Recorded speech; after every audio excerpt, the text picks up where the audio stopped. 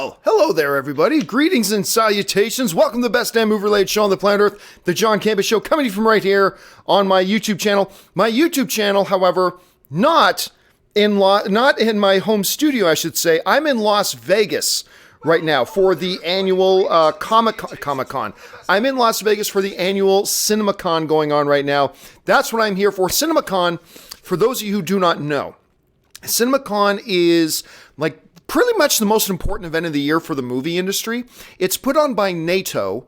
No, not that NATO. It's put on by the North American theater owners. So all the owners and management and execs of all the different movie theaters across North America come together and they have this big conference, and then all the movie studios come, put on these big 2-hour presentations, like Universal's going to do a 2-hour presentation, Paramount, Disney, Warner Brothers, on and on. They do these big presentations highlighting all the stuff they've got coming up this year, showing a lot of footage and everything, some secret screenings, a bunch of industry stuff going on. It's really, really rather cool. And I love coming to this thing. So Robert Meyer Burnett is here with me in Vegas. He is not with me on today's show because Rob is downstairs getting his registered and getting all of his credentials and stuff like that. I'm already taken care of, so I'm good. So I'm here doing the John Campea Show today. So I'm glad you guys are joining me here. If you see anybody in the live chat board saying, wait a minute, where's John's studio? Where is it? Just let them know I'm in Vegas and I'm in my hotel room. Now, being in my hotel room in Vegas, I cannot guarantee that this stream is going to go off without a hitch. So I'm just giving you that little warning in advance. Okay, let's get into a bunch of stuff. We got a lot of stuff we're going to talk about. We're going to talk about the It trailer. Mark Hamill's the voice of Chucky in Child's Play. Is 3 hours simply too long for Avengers Endgame? That and a few things more. And then we're going to take a bunch of live questions as well. But before we get to any of that, I want to start off with this. I just got an email about 15 or 20 minutes ago from Paramount telling me about, Bumblebee is coming out on home video here really imminently. And I love Bumblebee. Bumblebee was fan-frickin-tastic. I love this movie. It's got heart, it's got character, it's got all the things that a lot of the other Transformers movies never had and didn't have. It might have been a little short on action. They probably could have put a little bit more action into it. And that's cool, but overall, fabulous movie. I had a great time. Anyway, I get this email from Paramount saying, get our limited edition VHS copy of Bumblebee. And I'm like, what? They are actually giving away limited edition VHS copies of Bumblebee? And they have a special trailer for it. It's in 4x3, not 16x9. It's in 4x3 with all the VHS scan lines and everything, and a trailer done in a 1980s style. She was a regular kid until one day she found out her new car was about to kick things into a new gear, right? And it's Bumblebee. It's fun and it's all that kind of stuff. And they're advertising limited edition VHS and then digital Blu-ray 4K, blah, blah, blah in the next couple of days. So I don't have a VHS player, but I got to tell you, I instantly thought, I will buy this. I will buy this. I will buy a limited edition Bumblebee VHS player. No doubt, no problems. I'll get it today, right now. Where do I sign up? That was kind of my feelings on it. Where do I sign up for this damn thing? So anyway, I go and look at the trailer, and then I start reading through all the stuff, looking for, okay, where do I order this limited edition VHS? And then it dawned on me. It's April 1st. It's April 1st. Because beside the little thing where it says, get your limited edition VHS, it's got a little asterisk. So I thought, it's going to say limited supply. And when I finally found the asterisk basically said, for promotional use only, not for sale. For promotional use only, for not for sale. And then I realized, of course, this is their April Fool's thing. Which is hilarious to me because nothing gets me on April Fools anymore. Nothing gets me on April Fools. The Aquaman 2 thing didn't bite for a second. None of the stuff that comes out today, I bite for a second.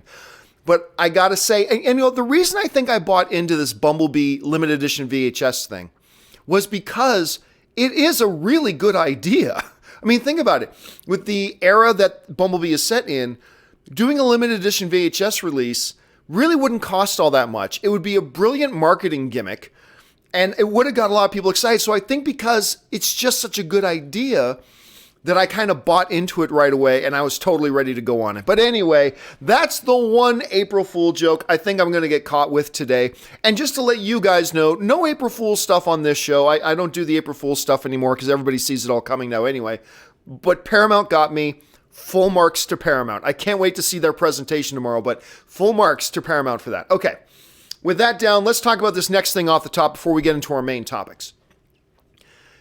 It is going to be a fantastic year for horror. It's going to be a fabulous year for horror.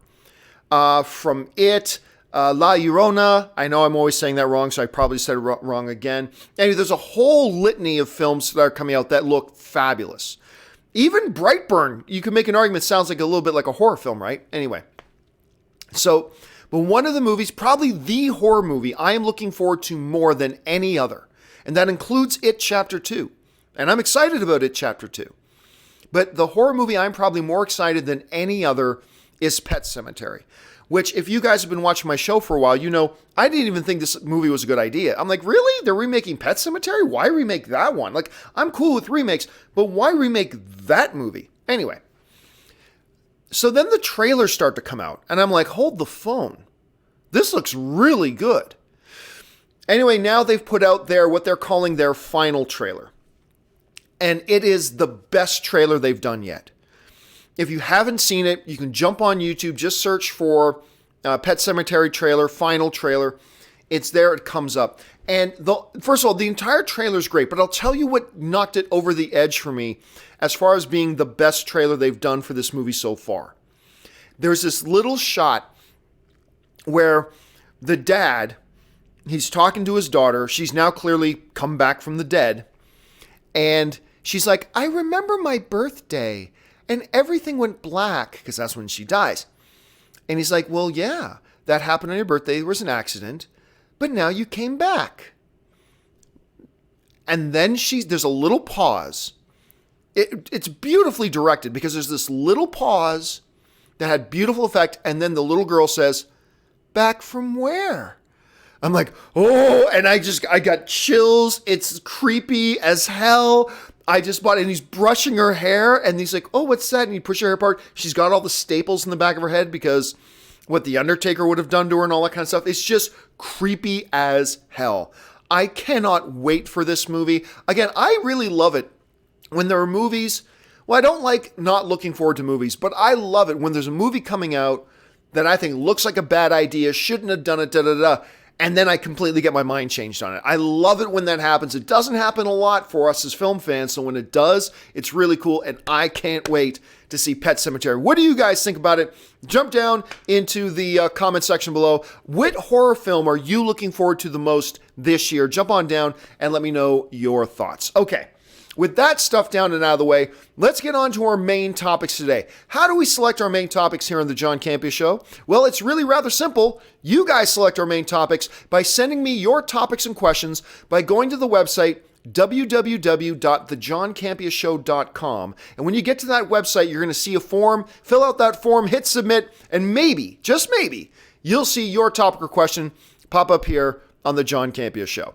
With that out of the way, let's move on to the first question today. And the first question today comes to us from one of our Patreon supporters, Dion Shepard. And thank you so much for being a Patreon supporter, Dion.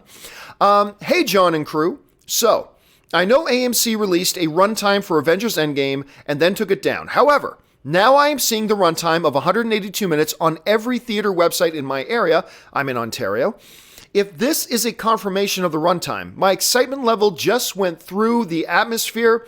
What are your thoughts? All right, thanks a lot for the question, Dion. And again, Dion, thank you so much for being a Patreon supporter. So what happened was, a little while back, there was a screenshot of an AMC site that showed the runtime for Avengers Endgame at 182 minutes. And at the time, and then they took it down, I said, hey, just remember, it very well could be 3 hours and 2 minutes, because that's in the neighborhood of what they were saying it could be. But don't take that as confirmation yet. We've seen many times. I can think of 4 or 5 examples, you can too, of when like a runtime came out and that wasn't the runtime.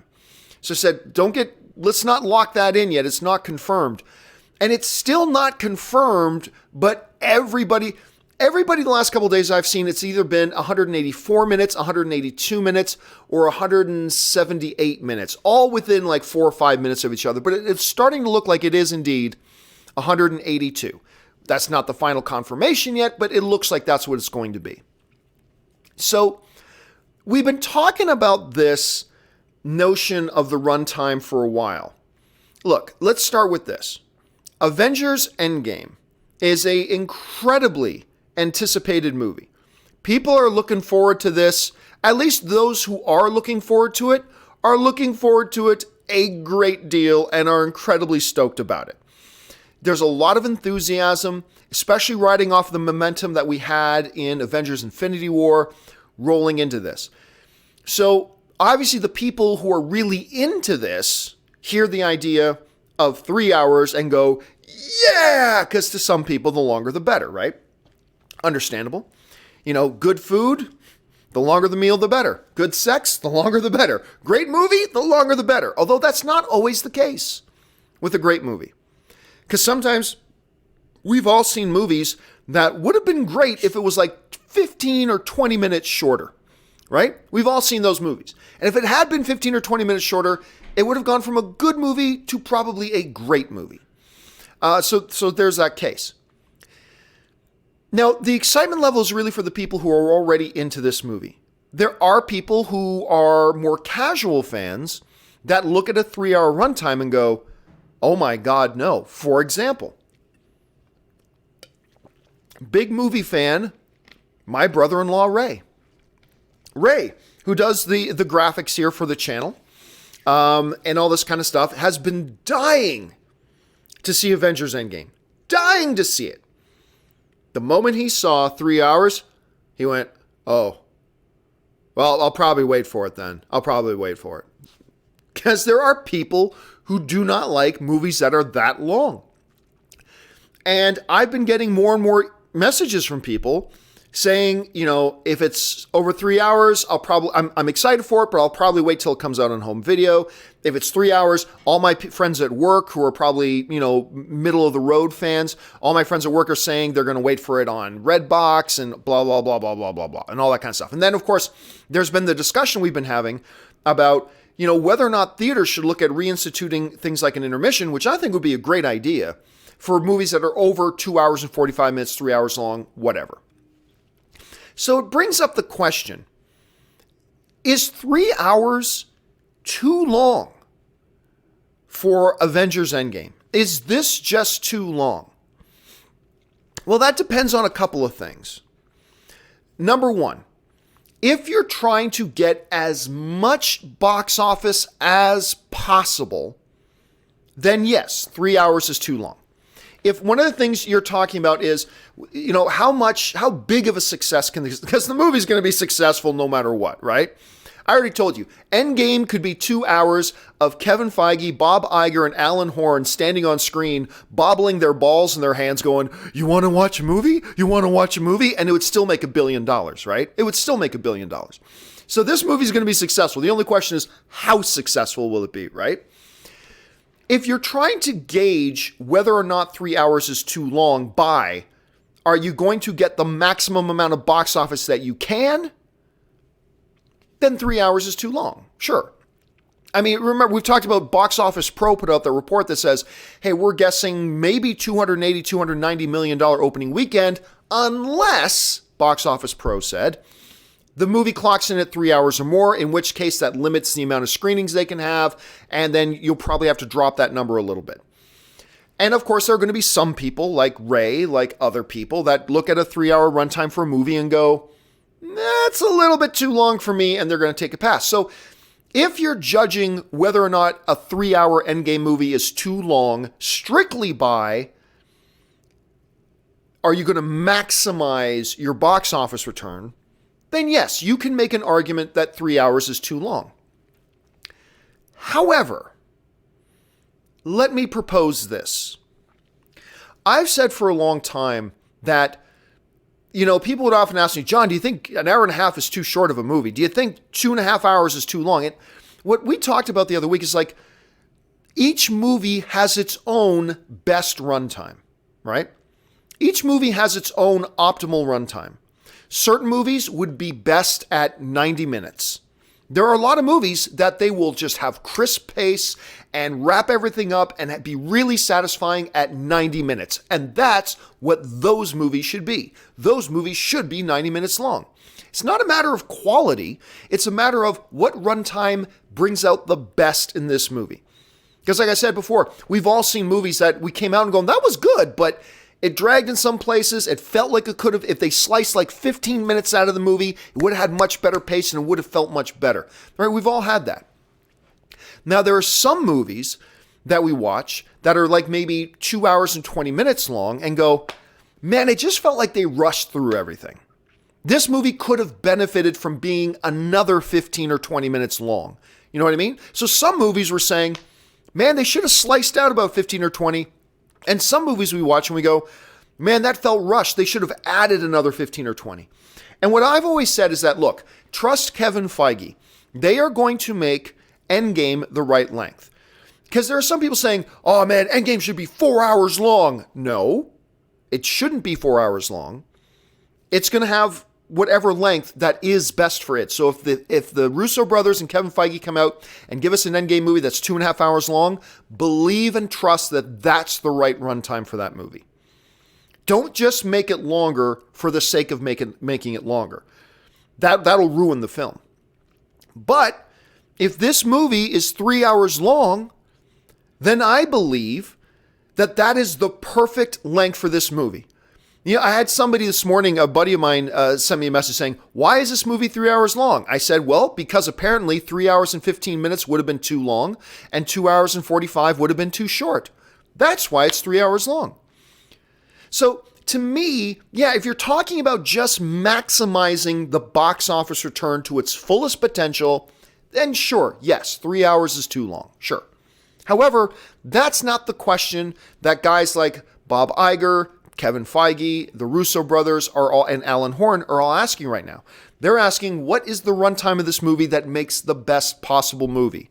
Because in the long run, making great Marvel films will ensure that future Marvel films make money too. And yeah, maybe we miss out on a little bit of money with a 3 hour runtime for this movie.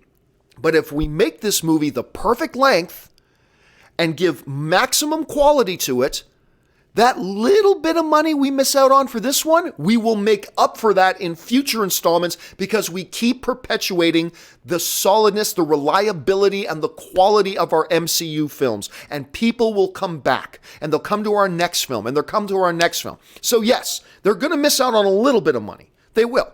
I think we all agree on that. They will miss out on a little bit of money.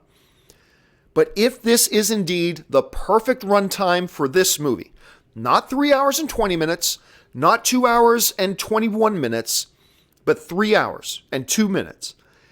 If that's the perfect runtime, then is 3 hours and 2 minutes too long? No. Then it's the right call.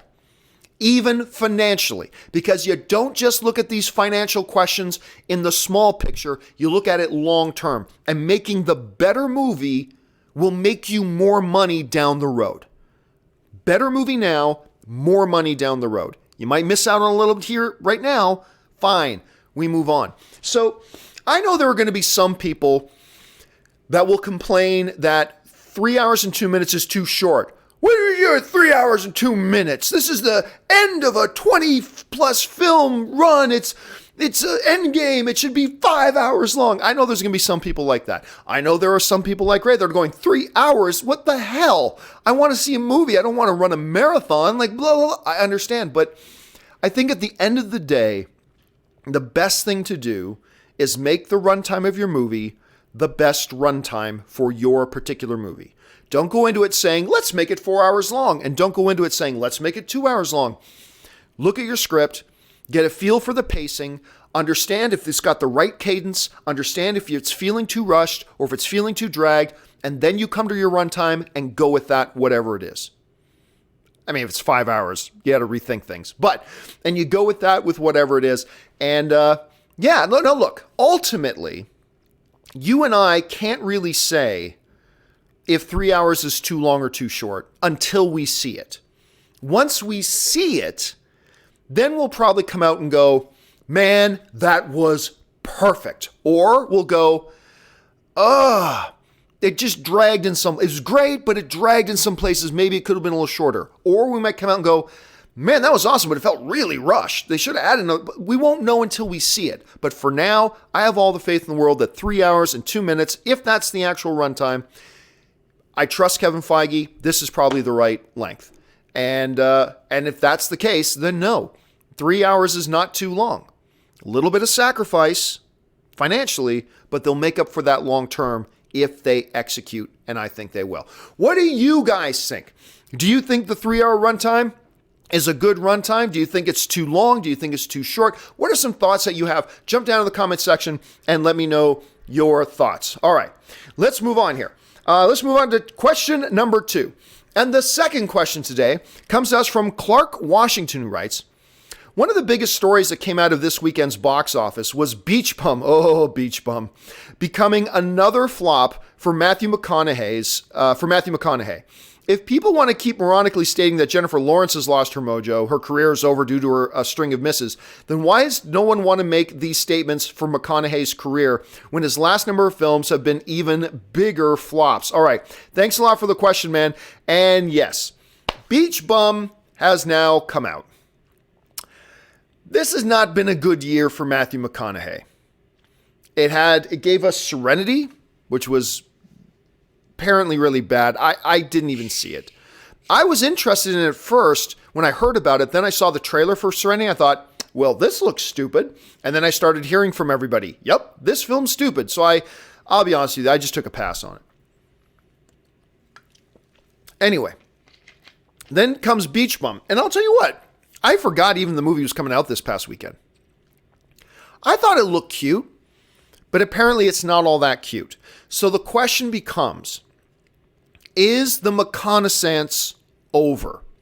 Is the Mcconaissance done? Well, I guess it depends on how you look at it. Look, let's go back to when the Mcconaissance really started, okay?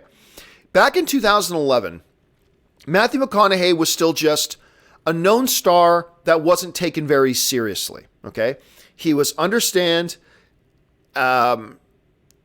he was known, he was famous, but he wasn't known for quality. He wasn't known as a great thespian. He was just Matthew McConaughey, the guy in those stupid rom-coms. But then in 2011, he did this little film called The Lincoln Lawyer, which not a lot of you guys saw, but you should have, because that movie was really solid. Very, very solid movie. And I'll be honest with you, he did a little comedy before that called The Ghosts of Girlfriends Past. He did with Jennifer Garner. A lot of people hated that movie. I actually thought it was kind of cute, but whatever. The Lincoln Lawyer, to me, is the film back in 2011 that really heralded the beginning of the Mcconaissance.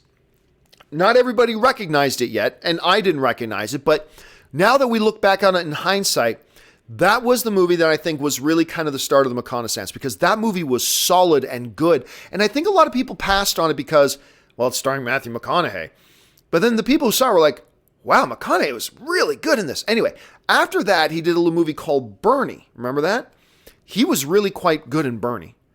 Then in 2012, he did this movie called Killer Joe. Now, for those of you who listen to mine, Robert, and Cody Miller's Best Movie, Worst Movie podcast, you'll know that Robert listed Killer Joe as his number one film of 2012.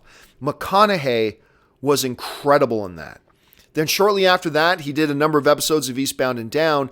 Then he did The Paperboy. And that was like, The Paperboy's like, whoa, McConaughey. And then he did Mud. And everybody's like, McConaughey's legit. Like, he did Mud and everybody's like, he's legit. Then he did Magic Mike. And guess what? Laugh and snicker all we will at Magic Mike. He was really good in Magic Mike, I thought. And then came the epic peak of the Mcconaissance. And the epic peak of the Mcconaissance, of course, was Dallas Buyers Club, in which he won the Academy Award for Best Actor. beating out Chiwetel Ejiofor. I was kind of going for Chiwetel Ejiofor for 12 Years a Slave, but whatever. He won for Dallas Buyers Club, and he was great. Jared Leto also won an Academy Award for Dallas Buyers Club as the supporting actor. Anyway, and that was kind of the peak. Now, then after he did that, he had a small role in Wolf of Wall Street, but his role in Wolf of Wall Street was really good. And then he did True Detective, and the Mcconaissance was in full force at that point. Then came Interstellar. Now, I'm not a huge fan of Interstellar. I like Interstellar. I think it's good, but I'm not as big of a fan of Interstellar as a lot of other people are. But Matthew McConaughey was wonderful in that movie. Just great. And then the wheels came off. If I would kind of say that The Lincoln Lawyer was kind of the beginning, the spiritual beginning of the Mcconaissance, this next film was really, we didn't know it at the time, but now again, as we look back in hindsight, this next film was kind of the spiritual beginning of the end of the Mcconaissance. There was a movie that came out after Interstellar called The Free State of Jones. Do you remember that? I've got somebody ringing I think I got room service ringing my doorbell. Come on in! They're here to pick up my dry cleaning. So anyway, come on in! So I think they're coming in to get my dry cleaning. Anyway, while I'm sitting here doing a live show. So this is probably going to be awkward for them. So anyway, The Free State of Jones was a movie that I saw, and a lot of people saw the trailers for, and were thinking, wow, this is the next Academy Award nomination. This is going to be the next Oscar contender. Hi, I'm just doing a live show. So I don't need the room cleaned, though. Nope, don't need the... no, don't need the bathroom cleaned either. I just need them to pick up I just need my dry cleaning picked up. Okay, so nothing? Nope, don't need anything done. Okay. Thank you very much. Thank you, you too. That doesn't happen every day, does it? Anyway, so Free State of Jones was a movie that looked fantastic, looked incredible. I could not wait to see it, and I thought, next Academy Award for Matthew McConaughey. And while Matthew McConaughey turned in a good performance in Free State of Jones, the movie was terrible. It was absolutely terrible. Anyway, he did some animated stuff like Kubo and the Two Strings, but that's doing voice and sing, I think he did, but that's just animated voices, whatever. After Free State of Jones came Gold, and again, Gold was a movie that I thought looked fantastic, and again, McConaughey was good in it, but again, a disappointing movie. Then came White Boy Rick. Again, movie looks great, and again, McConaughey's really quite solid in it, but again, a mediocre at best movie. After White Boy Rick, then came Serenity, and then after Serenity, now comes Beach Bum. Is the Mcconaissance over? We're talking about 5 or 6 films in a row that have really disappointed coming out of Matthew McConaughey. But is the Mcconaissance over? I don't know about that quite yet, because even some of those films that we've mentioned where the films were terrible, I still thought he was quite good in it, you know? And here's the question I have for myself. Despite a string of really disappointing movies in a row, and I haven't seen Beach Bum, by the way, but it only made like $1.something million this weekend. When I see that Matthew McConaughey is in a film, does that still get me interested? See, to me, that's the real sign that the Mcconaissance is dead, is that hearing that he's in a movie doesn't do anything for me at all. And I gotta say, Matthew McConaughey being in a movie still gets my attention. Now, it doesn't change the fact on whether or not I think a movie looks like I thought Serenity looked terrible. Despite the fact that McConaughey's in it, so I'm interested, the movie still looked terrible. So I didn't bother with it. But seeing he's in a movie still there, I'm not ready yet myself to declare the Mcconaissance dead yet, but it's getting close. The Mcconaissance is on life support, in my opinion. So I don't know. What do you guys think? Do you think that's it? The McConaughey had a great run. He's got an Oscar on his mantle. He's rich. He's set for life. He can do his I drive a Lincoln commercials all he wants and all that kind of stuff. But the heyday is over? Or do you think, no, the best from McConaughey is still to come? You just wait. Jump down in the comment section below and let me know your thoughts. Okay. Let's move on now to the next topic today. And the next topic today comes to us from Andrew DiPardo, who writes, "Hi, John. With Arrow about to end after their 8th season, were you surprised to hear that Emily Beckett Rickards, aka Felicity Smoke, isn't going to be a part of the final season? Do you think this was the showrunner's decision or the actress's decision?" All right, thanks a lot, Andrew. And yes, Emily, who plays Felicity, she's announced she's leaving Arrow. Now, you might think, like I did, well, everybody's leaving Arrow. The show's ending at the end of next season. She announced she's leaving at the end of this season. So Felicity Smoke, arguably the second most important character in the TV show Arrow, she's been there from season 1, isn't going to be there for the final season of the show. I got to tell you, I was really surprised to hear that. Now, you guys know me. I have a love-hate relationship with Arrow. I used to love the show for the first couple of seasons. I was the biggest evangelist in the world for that show. Nobody cheered on that show more than me. Then they hit the skids, and I thought the show became unwatchable. I caught up with it. They've had their good moments and their bad. Overall, I think they've been improving lately, but at any rate, I've always liked her in the show. I've always liked Felicity. Now, personally, to me, Arrow was best when it was just the Trinity. It was Arrow, it was Diggle, and it was Felicity. To me, that's when the show hummed. That's when the show hummed, and when the show was about this book that he had from his dad, avenging the city, taking down the people who have failed this city. That's when the show worked best, and I've always liked her in the show. And I got to tell you, I was really surprised to hear this. Now, as far as whether or not I think it's her decision or the showrunner's decision, I believe it was hers. Now, she is saying publicly that it was her decision to leave. The showrunners have gone on social media and said, we were heartbroken to find out she's decided to leave, but she'll always be a part of the family, blah, blah, blah. Now, that might just be PR. That might just be PR.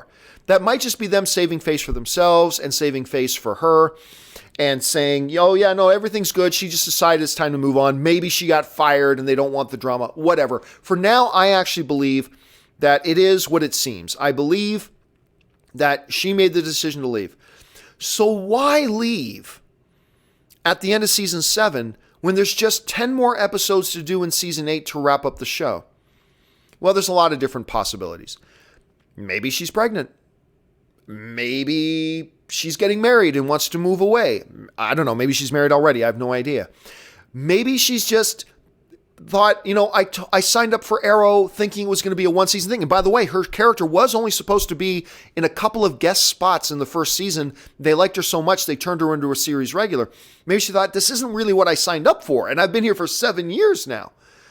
Maybe she's got another opportunity that's not going to wait until after season 8, and she needs to take the opportunity now. There's a lot of different possibilities. I just will say this. I am surprised. Because she's been such a core, fundamental piece of that show for so long. It's going to be weird going into the final season and her not being there. That's going to be really odd. So we'll see how that all turns out. Anyway, what do you guys think about her leaving the show? Are you like, good riddance, Felicity Smoke? Or are you like, no, why are you leaving? Jump down in the comment section below and let me know your thoughts. All right, let's move on now to the fourth topic today. And the fourth topic today comes to us from Michael Davila, who writes, hey, John, so Mark Hamill has been tapped to voice Chucky in the Child's Play reboot. Does this make you more excited given Hamill's background in voice characters? All right, thanks a lot for the question, man. And yes, so we all know that there's a new Child's Play movie coming. And the trailer dropped for it. I'll be honest, I didn't mind the trailer. I don't know why they're rebooting Chucky. To me, this is a dead franchise. The Child's Play franchise is a dead franchise. I have no idea why they thought it was a good idea to reboot it. Whatever. I'm just being honest with you guys. That's where I'm going. If you love Chucky and Child's Play, that's great. I'm not trying to poo-poo on your joy. I'm just saying that's just my personal opinion of it. So I thought, well, this is stupid. Why are they making this? And then the first trailer came out. And I was like, okay, yeah, there's some possibilities here. This doesn't look so bad. Now, I know there are a lot of hardcore Child's Play fans who are kind of turned off that it's like, it's more like an AI thing. It's a little robot thing. And I don't know. But there are some differences between this and the original kind of spirit of Child's Play. But to me, that was fine. I think you got to update it. You got to change things up a little bit. And I thought it looked okay. I'm still not super excited to see this movie, but okay. Sounds interesting. But it got really interesting when they announced that Mark Hamill, who of course Luke Skywalker, but of course also very iconically, almost more iconically, obviously not more iconically, but almost as iconically, voiced the Joker in the Batman series and in a lot of Batman stuff. So they've got him to come in, and he's going to be the voice of Chucky. Does that make me excited for the movie? No. Look, Mark Hamill coming in to do the voice of Chucky is not going to make the script one bit better. Him coming in is not going to make the flow of the movie one bit better. The script is already a script. The movie's a movie. He's just coming in to do the voice. So does that automatically, does who's doing the voice of the character take me from being not excited about a movie to being super excited about the movie? No, of course not. Obviously, I love Mark Hamill for many different reasons. But him doing the voice of it, nobody doing the voice of it is going to be enough to get me excited. They could say Daniel Day-Lewis, who I contend is the greatest actor of all time. They could say Daniel Day-Lewis was doing the voice of Chucky. It would not take me from being lukewarm to negative about the film to all of a sudden being, I can't wait to see this now. But I will say this. Does it at all move the needle? I gotta admit, yeah, it moves the needle a little bit. Like, I'll say this. Am I today, now knowing that Mark Hamill is voicing Chucky, is my enthusiasm for this movie now exactly the same as it was 2 days ago? No. I will confess, Mark Hamill being there raises my interest a little bit. It certainly gets me a little bit more intrigued.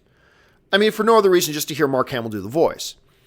But again, Mark Hamill doing the voice is not going to fundamentally change the movie. It's still going to be what it is. And maybe the movie's going to be great. Again, I didn't even think I was going to like the trailer, but I did kind of appreciate the trailer. So I don't know. We'll see where things go. What about you guys? Does the person, just because I see it this way doesn't mean you guys will, does the person doing the voice of the character fundamentally alter for you the way you're looking at this movie? Maybe it's yes. I would love to hear your opinions on this. If it is so, please jump in the comments section and let me know like your thought process on that, because it's actually kind of interesting. But you do got to admit, it is a pretty cool thing that Mark Hamill's doing the voice of Chucky. So anyway, there's that. All right, let's move on now to the final question today.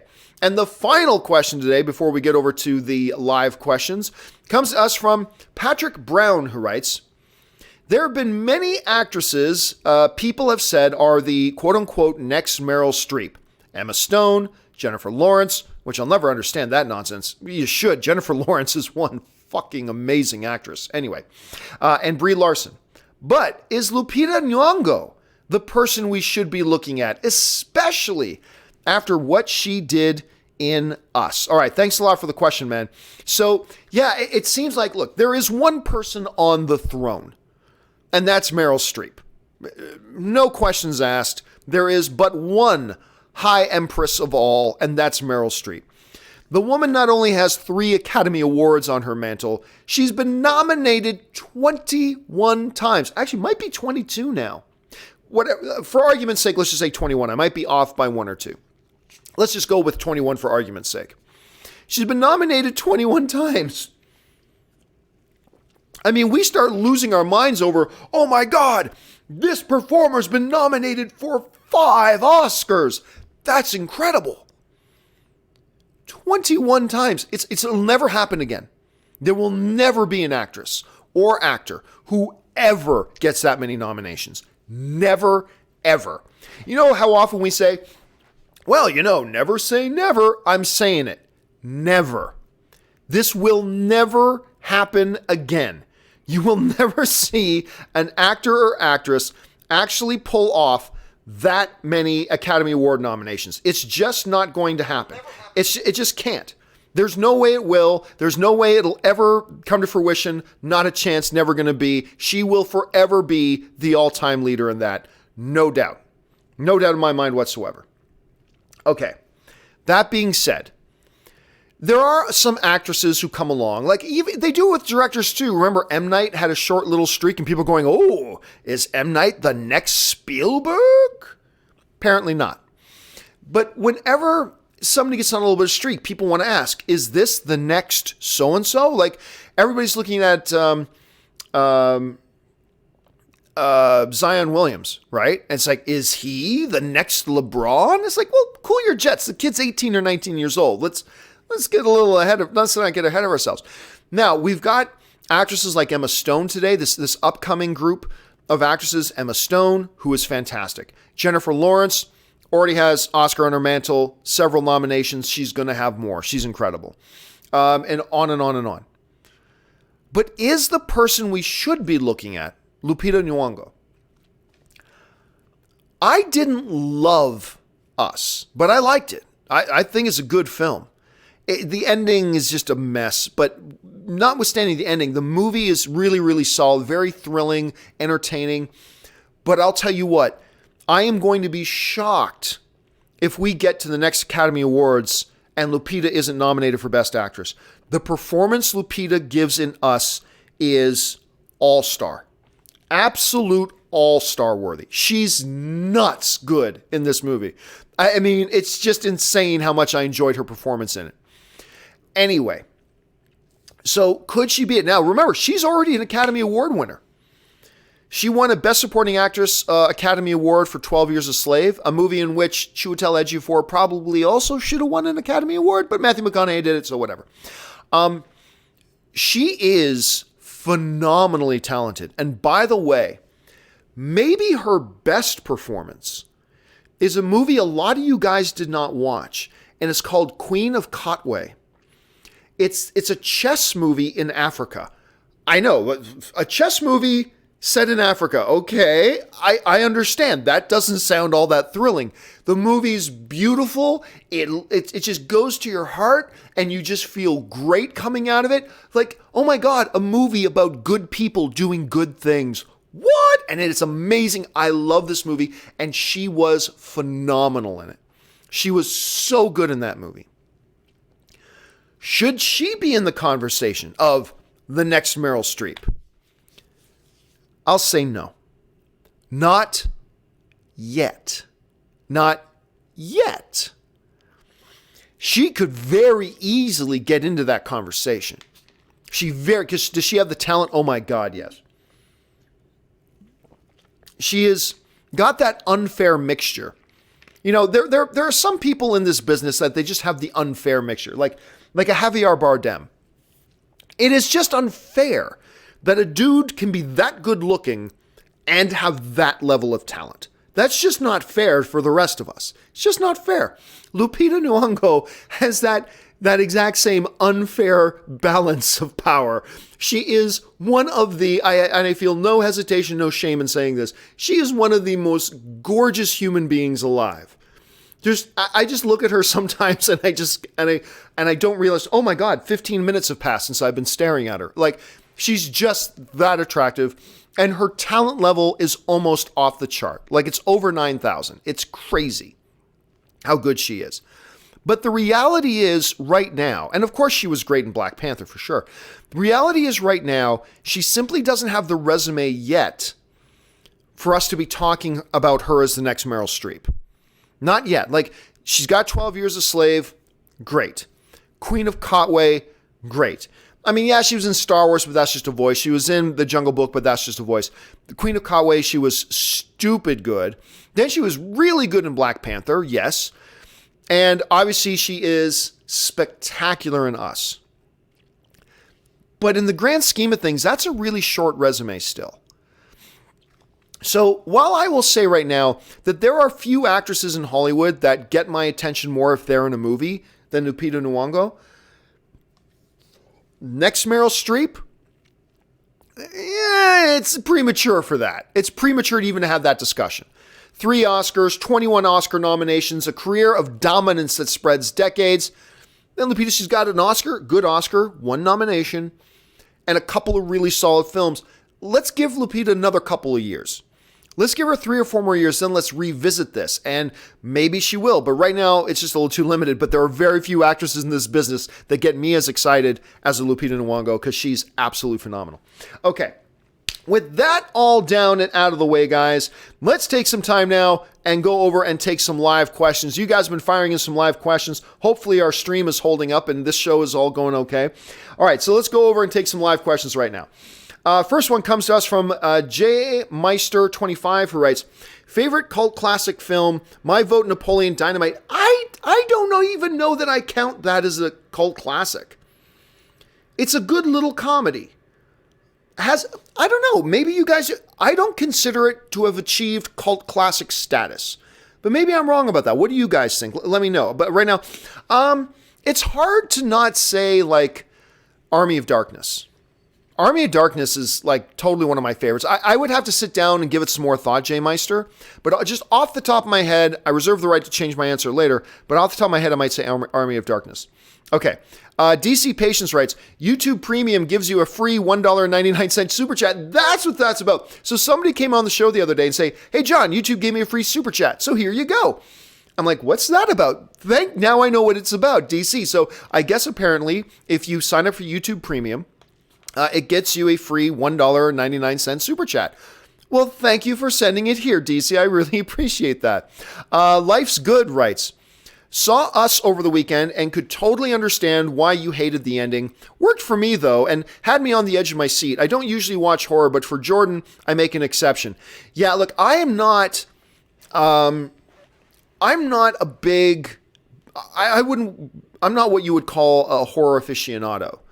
Not like Rob is. Rob loves horror. And there are certainly horror movies I love, but I'm not like a huge horror guy. Just like I'm not a huge musical guy. But that doesn't mean I don't appreciate good musicals. I very much do. But Jordan Peele, he's 2 for 2. You know, he came out of the world of comedy, did Get Out, which was terrific. Now he's done Us, which despite the fact that I think the ending is a bloody mess, the movie overall is really quite good. I don't think as good as Get Out, but it's really quite good. Certainly good enough to say Jordan Peele is now 2 for 2. And I now find myself really looking forward to whatever he does next. Now, a lot of people I hear talking about Jordan Peele and they'll go like, oh, what do you think his next horror film is going to be? And I'm like, well, wait a minute. Let's not pigeonhole him. Like, one of the great things about him doing horror was it prevented him from being pigeonholed as just comedy. But let's not trade in one pigeonhole for another pigeonhole and just start thinking of Jordan Peele as nothing but horror. I really want to see what he can do next. Maybe splash in one comedy, maybe do, an action film, maybe, I don't know. I'm just really curious right now to see what else Jordan Peele can bring us. Because again, he's 2 for 2. I like what he's doing, and I'm glad you enjoyed the movie Life's Good, because I enjoyed it too. Despite the fact that I didn't appreciate the ending as much as you did, but still, it's really nice to go into a movie and have a good time, and I think Us delivers a good time. All right, let's move on here. Topher Rocks writes, best Vegas movie is 1995's Casino. It's hard to argue with that. But you know what I think my favorite Vegas movie is? Now, I'm not saying this as a movie is better than Casino, but I might say it's a better Vegas movie than Casino. Overall, I think Casino is the better movie than the one I'm about to say. But as a Vegas movie, I'll tell you what. I'm somebody who comes to Vegas 5, 6, 7 times a year because I really don't live too far from it. I live like a 4.5 hour drive from Vegas. My favorite Vegas movie is actually this little comedy with Robert De Niro, Michael Douglas, called Last Vegas. Morgan Freeman. It's called Last Vegas. It's a really nice little comedy. But the reason I say I think it's my favorite Vegas movie is because Vegas is actually like a character in the film. Like, Vegas isn't just the place in which the story takes place. It is soaked into the DNA of the movie. And as somebody who comes to Vegas as much as I do, I really felt like they captured what it's like being in Vegas. And I really appreciate that. Some people will say The Hangover, that's a great one. Casino's obviously great. What's that Warren Beatty movie? Was it Bugsy? Bugsy. Well, that's really more Nevada. But anyway. Did I just raise my pinky? I did. I just caught myself raising my pinky like I was drinking afternoon tea. Yeah, it's delicious. Anyway, so that's the one for me. Okay, Sky Amazing Guy writes, my closest IMAX doesn't have reserved seating. Ooh, so I'll be waiting 4 hours plus for Endgame like I did for Infinity War last year. And you know what the funny thing is? Particularly if it's one of the IMAX proper screens, one of the big problems with IMAX proper is there's only so many decent seats. Like, to me, the first 8 rows in any IMAX theater are unusable. Because the screen's so big, and you're just there trying to watch a movie, and you're like, you have to do a full core workout just to watch it. I find a lot of seats in a full IMAX theater are simply unusable. And it becomes even more important that if you got to go, oh my God, the Dark Ages Sky Amazing Guy, is an IMAX theater without reserved seating. You're right. You got to go like 4 hours. You got to waste 4 hours of your life going and sitting on some concrete floor, just waiting, just so you get a half decent seat. And it's even more, this Dark Ages nonsense of not having reserved seating is idiotic. Guys, it's the easiest thing in the world to implement. Put a couple of letters on the chairs, open up an app, and create a little grid, and there, you're good to go. There's just no excuse anymore for a movie theater not to have pre-assigned seating. So I feel your pain, Sky. I feel your pain. All right. Zach Bartran writes, and that's a really generous super chat, Zach. Thank you so much for supporting the channel that way, man. Zach writes in, finally got around to watching The Death of Superman Lives. Such a great doc about a film that would have been really intriguing. Wish it was actually made. R.I.P. Schnepp. Also, Robert Meyer Burnett. Didn't know you were part of Superman Returns. Oh, Robert Scott. You know the Saturn Awards? Robert has a Saturn Award. Robert has had a huge career in doing behind-the-scenes documentaries and all that kind of stuff. He's legit. Anyway, I was so proud of Schnepp's film, The Death of Superman Lives, What Happened. It's such a well-made documentary, really intriguing, really interesting. And I'll tell you what, honestly, listen, I got to moderate an Avengers panel with Joss Whedon and all the Avengers. I moderated the panel for the press conference panel for Avengers Age of Ultron, which is huge. I've moderated panels in Hall H at Comic-Con. I've got to sit down with a lot of people. One of the best honors of my professional career was when Schnepp and Hawley, who was also a producer on the film with Schnepp, asked me to be the moderator for their Q&A at their premiere for Death of Superman, What Happened. Now, they did a 2-night premiere at the Egyptian Theater in Hollywood. Now, the first night, they got Kevin Smith. I will gladly yield the first night to Kevin Smith. So Kevin Smith moderated the first night, and they asked me to come in and be the moderator for the second night. And honestly, one of the highest honors I've ever had. I've always been incredibly grateful to them for letting me do that. It was great. I will say this, though. Me and Schnepp used to have a lot of discussions about this because, I think he did a great job with the documentary. And he's like, yeah, man, doesn't it just make you really wish they had made that movie? And I remember saying to him, actually, I had the complete opposite. Watching your great documentary made me really appreciate that they didn't make that movie. I'm really glad they did not make that movie. But it's funny how a lot of people, Zach, when you watch The Death of Superman Lives, What Happened, and for those of you who don't know about it, remember, Tim Burton was going to make a Superman movie, and Nicolas Cage was cast as Superman, and they got really far along in that movie. They came this close to start shooting. Everything was in place. And Schnepp made a documentary about how that movie fell apart. Anyway, some people watch this documentary and they go, man, they really should have made this movie. And then some of us watch the documentary and go, man, it's really good that they didn't make that movie. So you're clearly on one side, Zach, I'm on the other. But regardless of what side you're on, you're going to appreciate this documentary. Go and check it out when you get a chance. Okay, DC Patience writes, Alamo Drafthouse has showings for Endgame every 30 minutes from 7 a.m. to midnight. I've taken off that Friday to see it a couple of times. Give me my ticks. I'm telling you, there's going to be a lot of people. Now, it's going to be challenging getting those tickets. I mean, if you can just get tickets for 1 or 2 screenings, that's great. Also, DC, you got to be careful, because I remember you sent in a super chat the other day saying you're going to have to spend $80 to $100 on babysitter fees to go see it. I can only imagine how much it's going to cost you if you book all of Friday to just watch Endgame 4 times. That's going to get expensive with your babysitting bill. Be careful. All right. Brett Brooks writes, John, Tom Brady has been traded. Yeah, that's one April Fool's things I would never fall into. Zach follows up and writes, finally got a Dolby Cinema near me. Nice. Was thinking of seeing Endgame there for my first experience, but does it really live up to all the hubbub that I've heard about? Well, I mean, look, let's be clear here. Modern cinema, especially if the movie theaters you're used to going are relatively new cinemas, they've opened up in the last 15 years or so, and they've been updated in the last. The thing is, the picture and sound in a lot of movie theaters has gotten really good.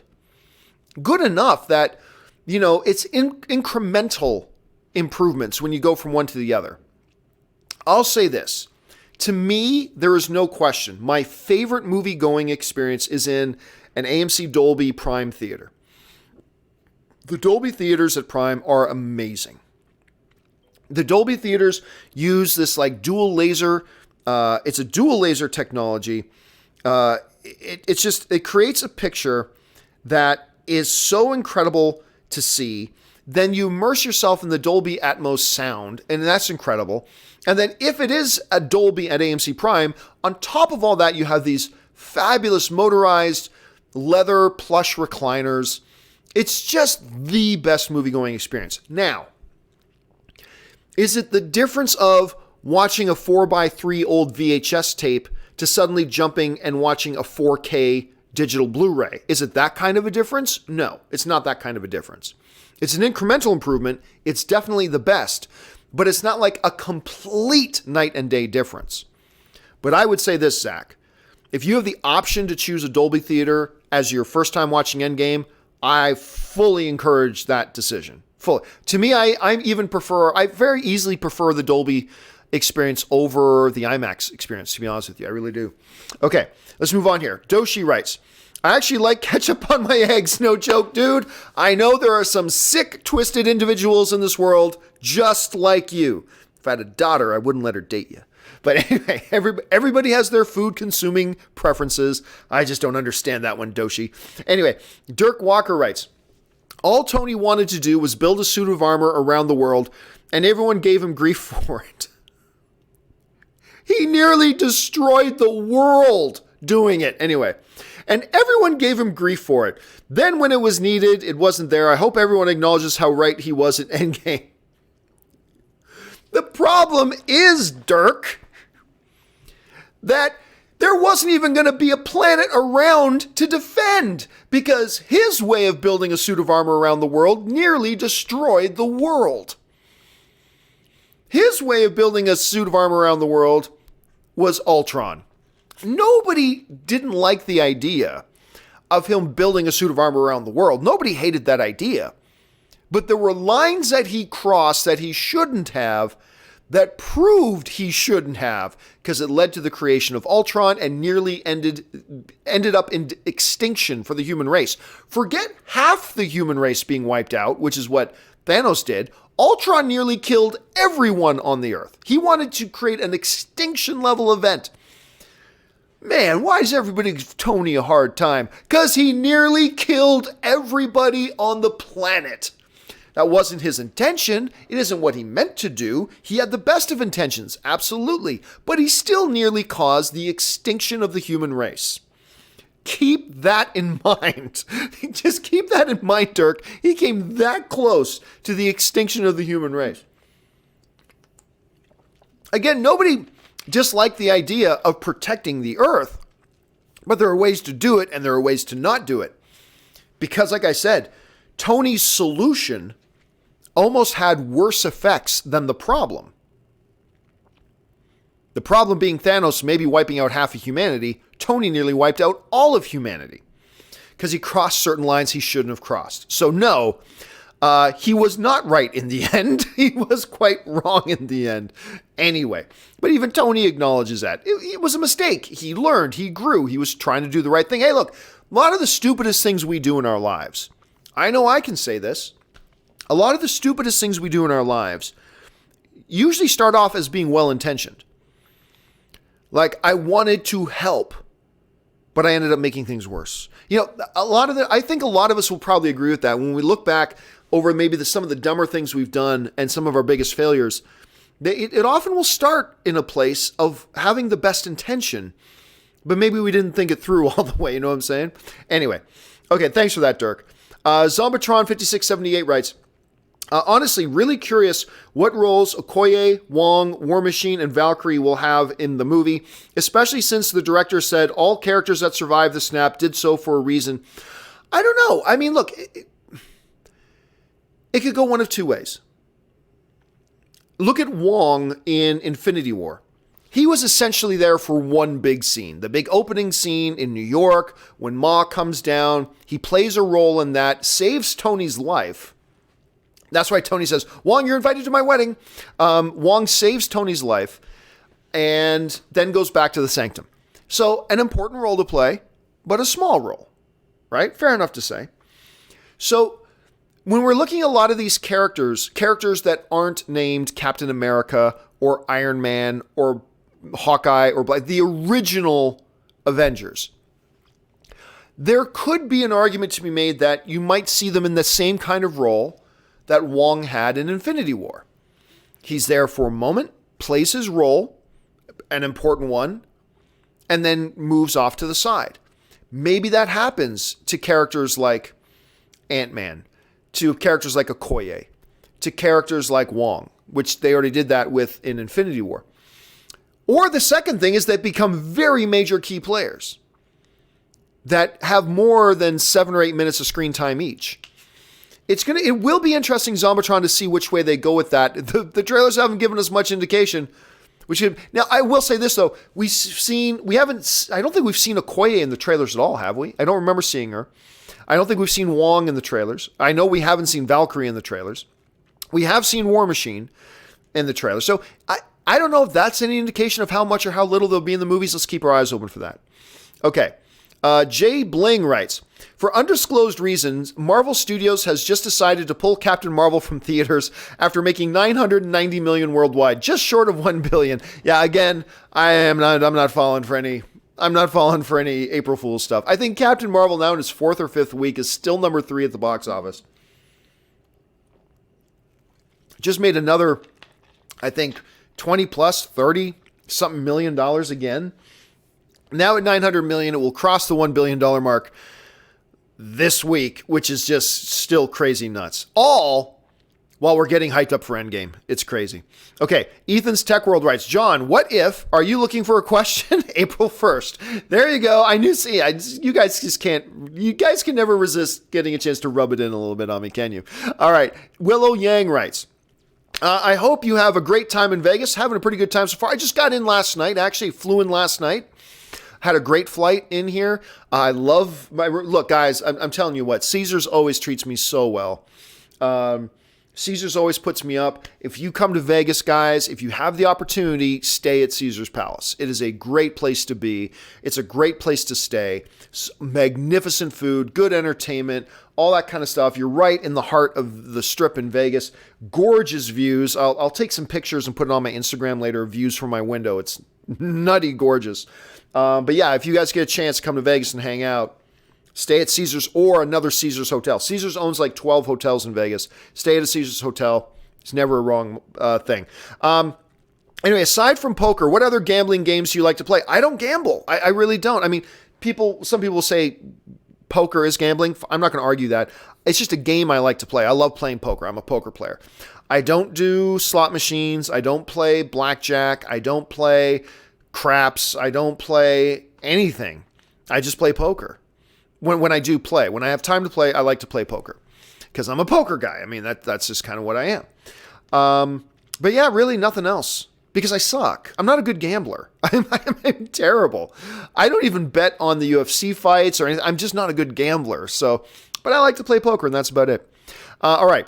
DC Patience writes, you don't put ketchup on eggs. You dip fork before getting the eggs.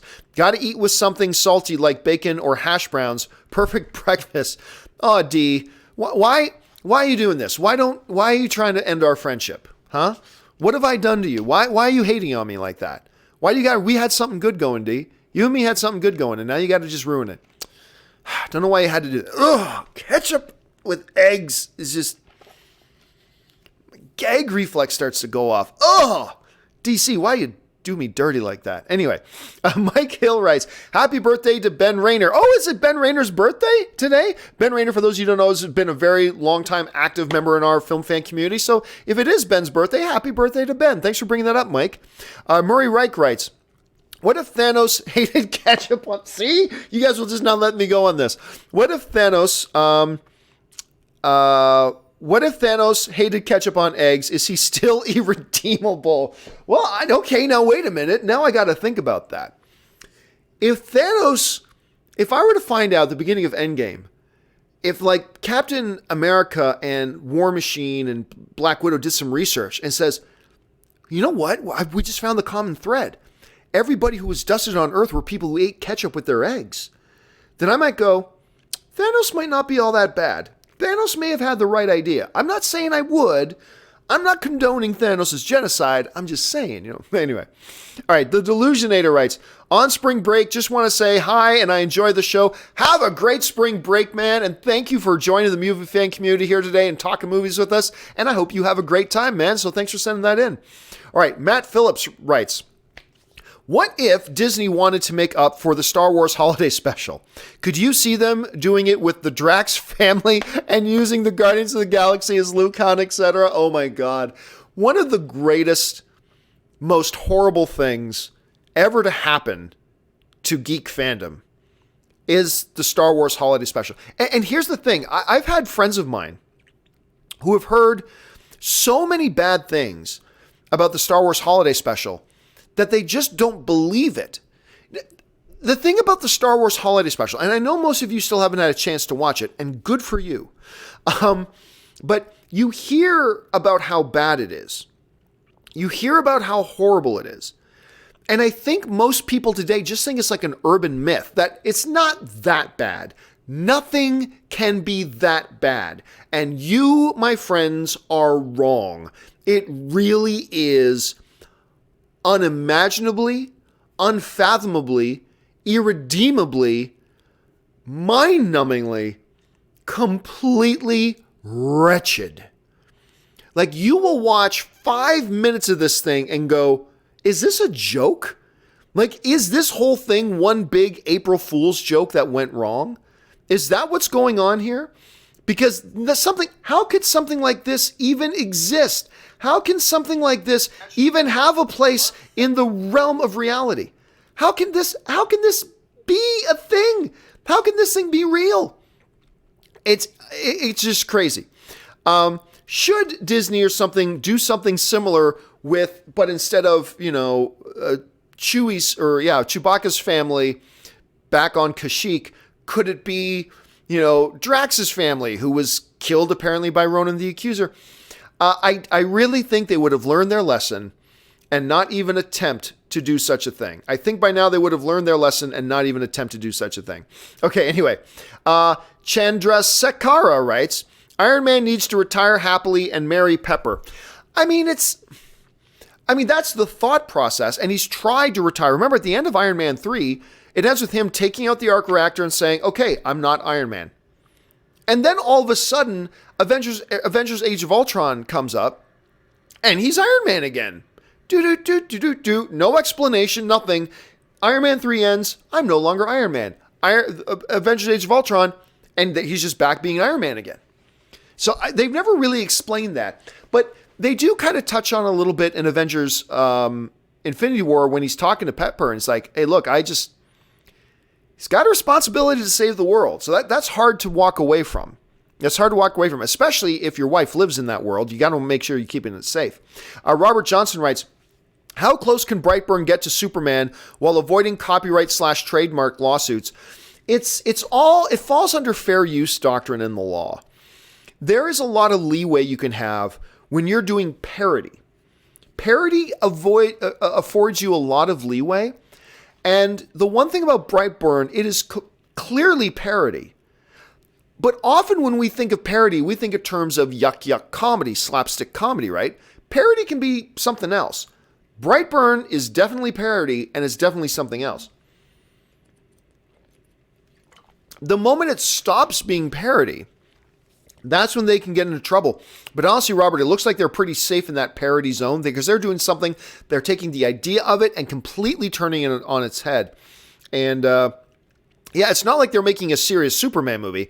They're doing something, a what-if complete opposite parody of it, and they're pretty safe. They're pretty safe on that. Now, I'm not the world's foremost legal expert on, when it comes to fair use, commentary and criticism and parody and all that kind of stuff. I understand it, but I'm not the world's foremost expert on that, but that's the basic kind of gist of it.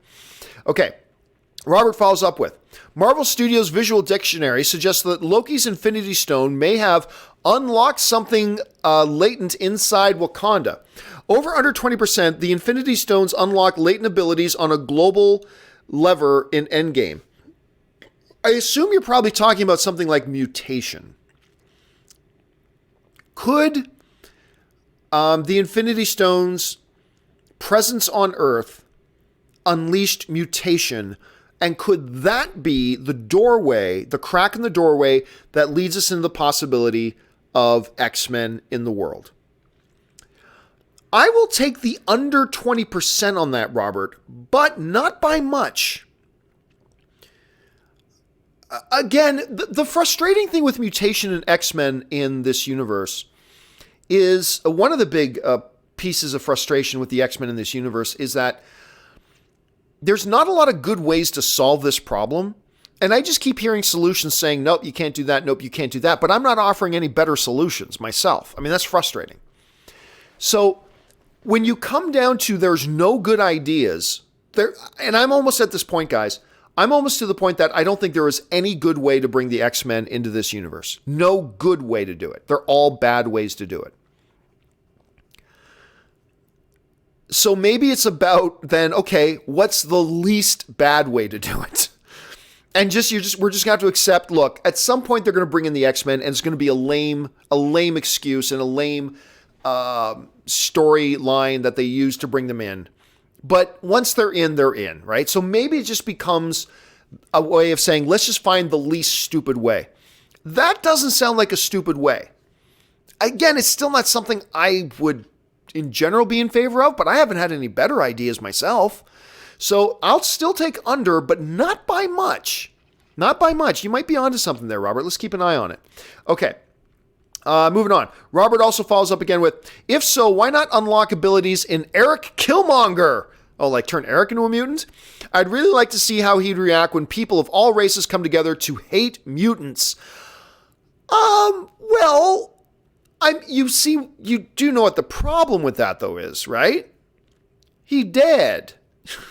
Eric's dead. But this is Marvel, the MC FDU, the MCFDU, the Marvel Cinematic Fake Death Universe, the MCFDU, the Marvel Cinematic Fake Death Universe. So really, it wouldn't be anything for them to employ yet again another fake death and say, "Oh, Eric's back." The main reason I would say no to that idea is because he's dead. They killed him, and they haven't been in the habit of bringing back their villains, other than Red Skull. But he never actually died. We just saw him fall, but we didn't see him die. I always kind of thought he was still alive. Anyway, but Eric, we saw him dead, and we saw him die. So on that level, despite the fact that this is the MCFDU, I'm going to say no, that probably doesn't happen. But let's keep our eyes open. They've done some crazier things, right? So let's see what that turns into. Okay. ZMG Reeler writes, calling you Van Campea forever. April Fools, or is it? Yeah, this was somebody. Long story short, my real name is Giovanni, but I go by John. Just so my grandfather, who I'm named after, does. My grandfather's Giovanni. He came over to this country, to Canada. I came over to Canada to fit into the culture a little bit more, he started going by John. So that's what I do as well. So, and I've always said, I love Alan Tudyk's character in Powerless. He plays Bruce Wayne's inept younger cousin called Van Wayne.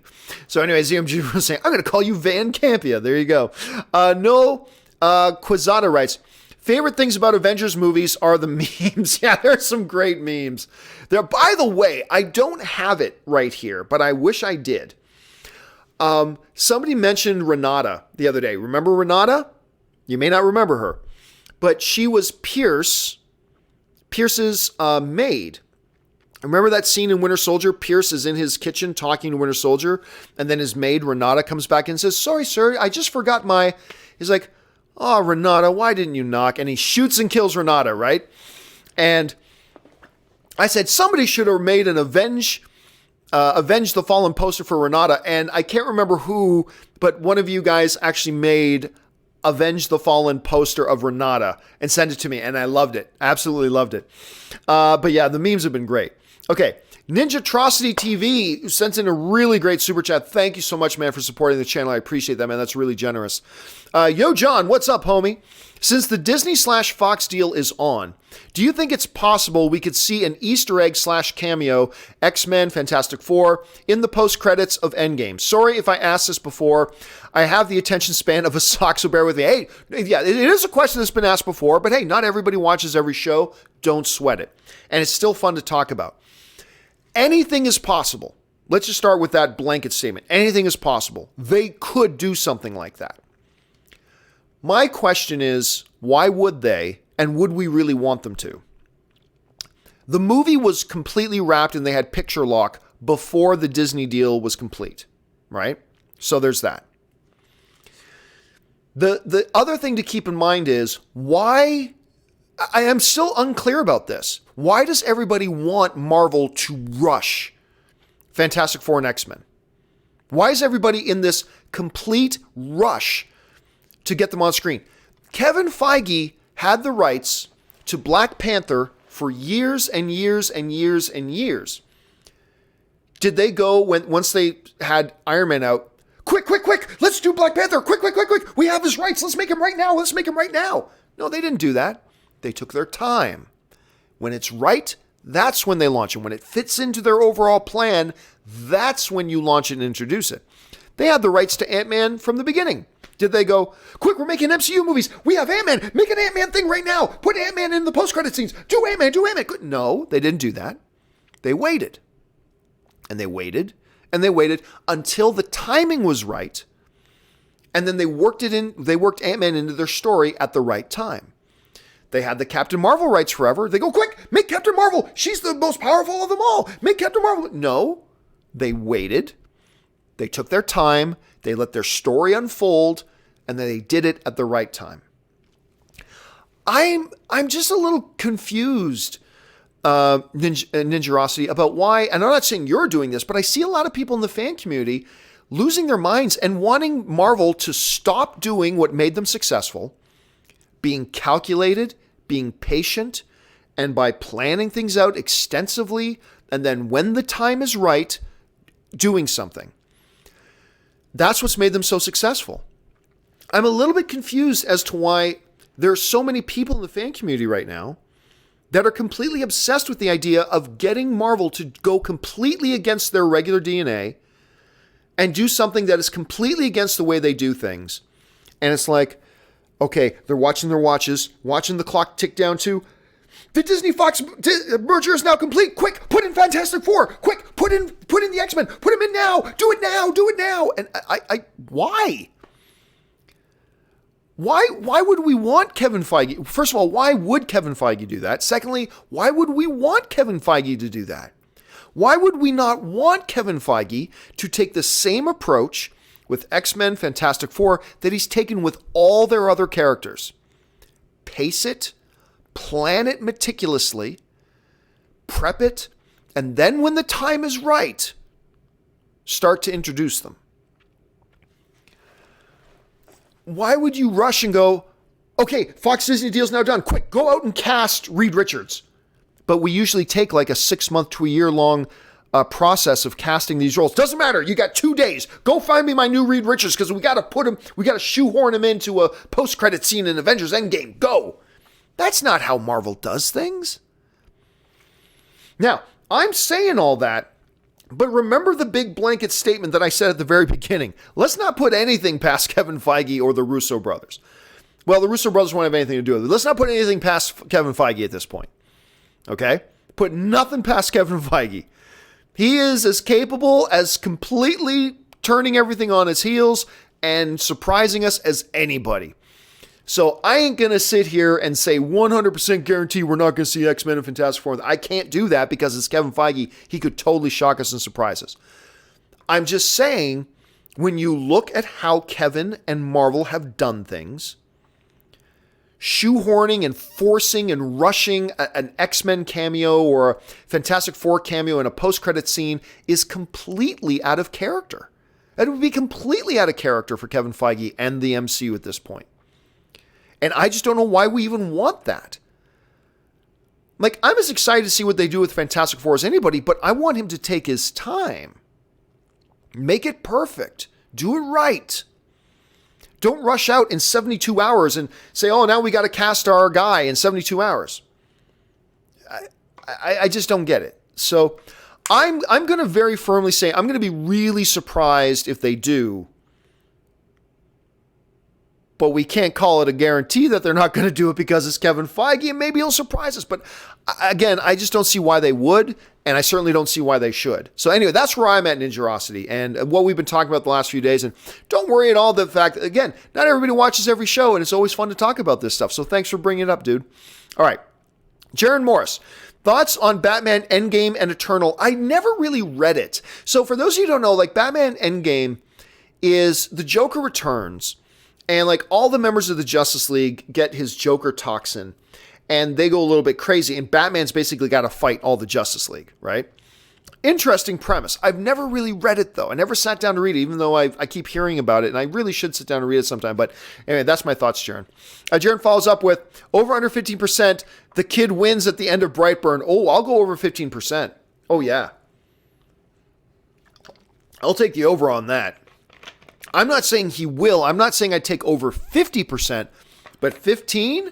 Yeah, that sounds like something like could happen in a James Gunn movie where the evil kid takes over or destroys the world. I'll take the over 15% on that. If Superman saves the world, maybe this kid ends up enslaving the world. Who knows? We'll have to wait and see. Keenan Haynes writes, hey, John and Rob, well, it's just me today. Have you guys seen the new Thanos and Iron Man Endgame toys? I have.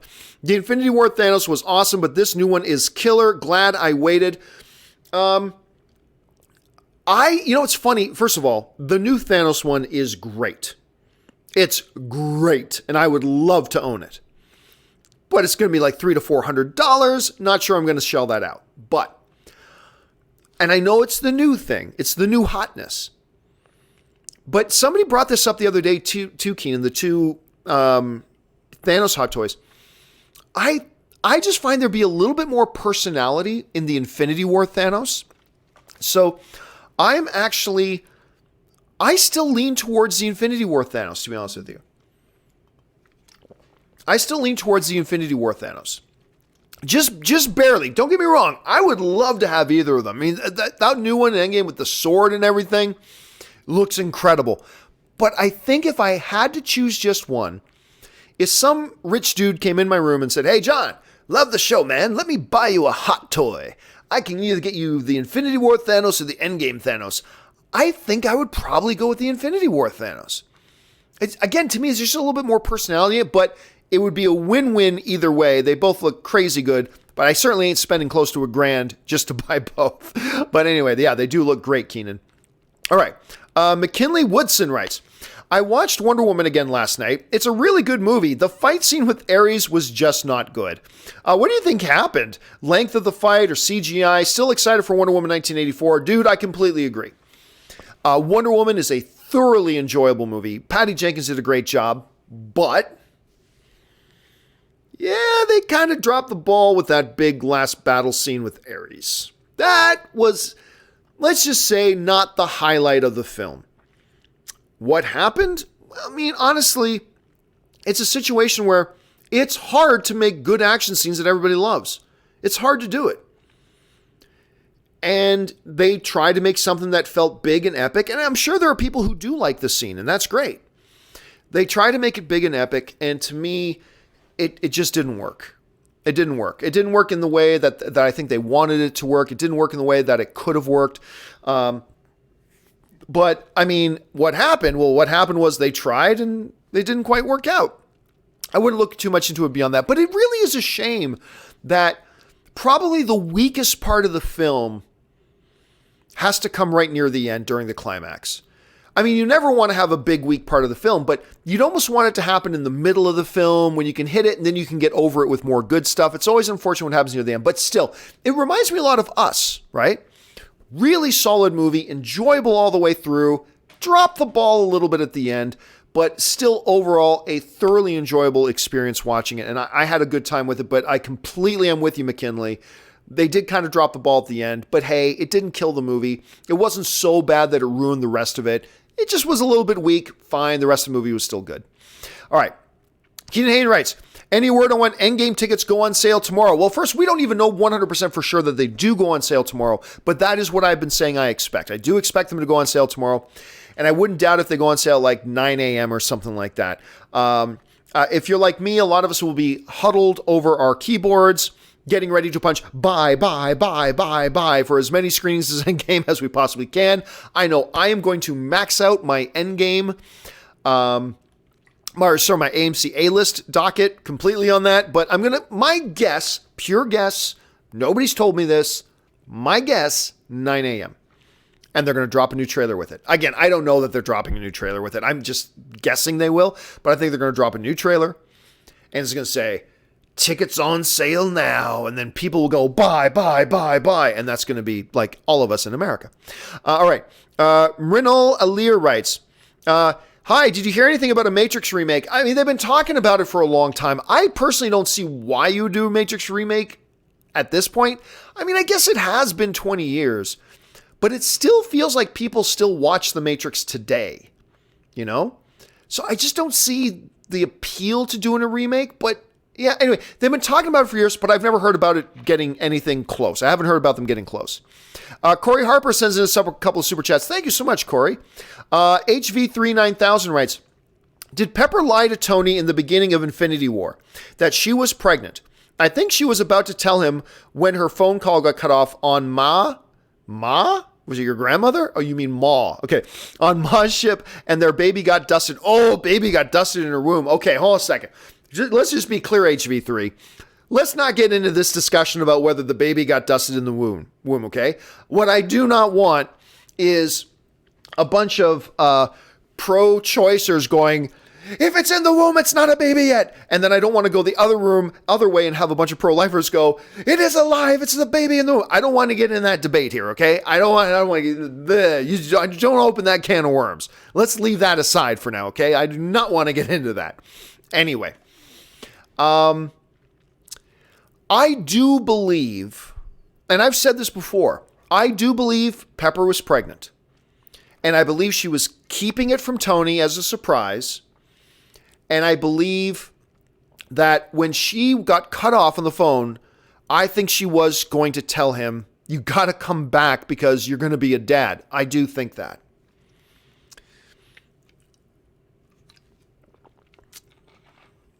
Is that going to play a part?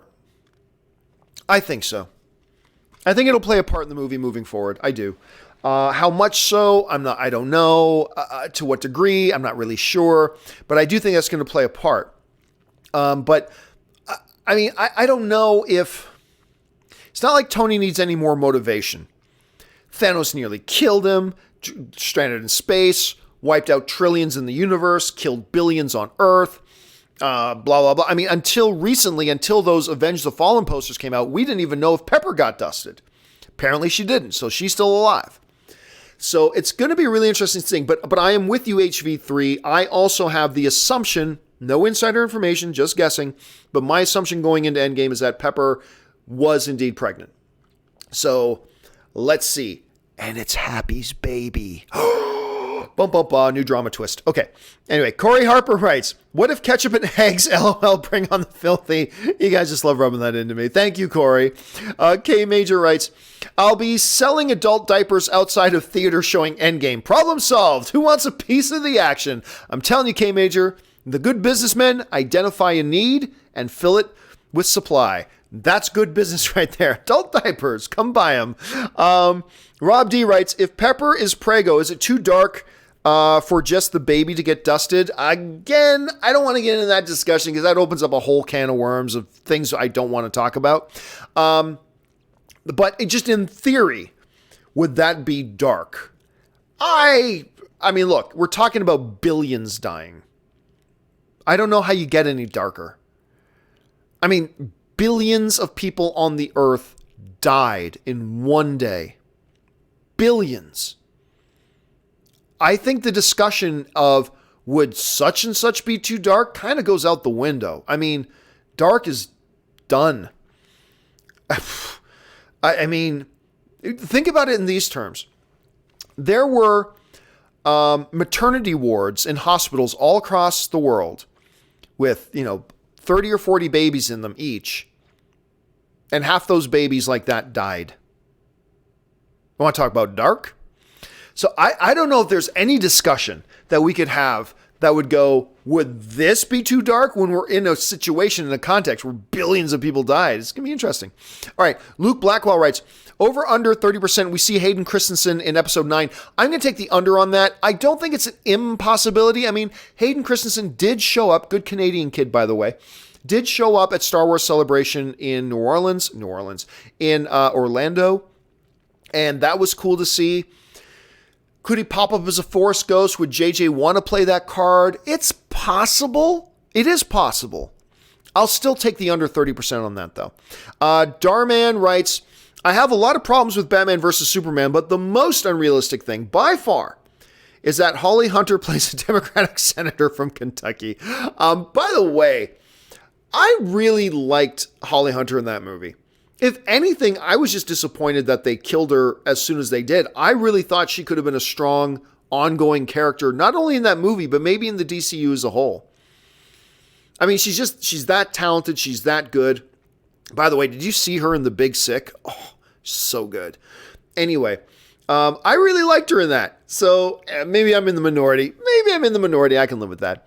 All right, Koba writes, John, where is Doug? Who does the baby in the closet belong to, and how did a tiger get in the bed? Speaking of The Hangover and being in Vegas, where's Doug? How'd that baby get in the closet, and how did a tiger get into your bathroom? And I am at Caesar's Palace. Funny thing, last night, as I was coming to my room, I stopped. All these big hotels have a little store in them, like a little convenience store. We can get toothpaste and some snacks, whatever. I needed to pick up some bottles of water. So I go in there, and remember I'm in Caesar's Palace, and sure enough, front and center, the big shirts on sale is Zach Galifianakis going, is this where the real Caesars lived? And all that. So it's still a big thing, apparently, Koba. Apparently it is still a big thing. All right. Ashura writes, hey, John, Rotten Tomatoes is now verifying trolls through ticket stubs. Is it a good or bad thing since this isn't a one-time issue with Captain Marvel? Thoughts? Well, I'll say this. I have not seen that. If it is, I'm going to suggest it's probably an April Fool's joke. Maybe it's not, but I'm assuming that it is. But look, I've been saying for a while, sure, that I think, look, Rotten Tomatoes, number one, Rotten Tomatoes should just get rid of the audience score. Just get rid of that. There's no way to verify they're legitimate. There's no way to assume that. The system gets gamed all the time. They're pointless. Let people... Oh, I got another person. Come on in! Sorry about that. Yep, come on in! Now they're here to pick up my dry cleaning. So now I get to have another little awkward exchange about what's this guy doing in front of a video camera. So I have been saying for a while that if they want to keep it, I mean, keep the written reviews, let users jump on and leave written reviews. Just don't have an aggregate score because they're pointless. There's no way for them to be verified as legitimate, anything. But I've said for a while that if you want to do something like that, come up with a system where you do have to submit a picture of yourself holding your ticket stub, and that verifies you saw it. But so a bunch of other people, of you guys, sent in a better idea that says, hey, Fandango owns Rotten Tomatoes. So why not just when somebody buys a ticket via Fandango,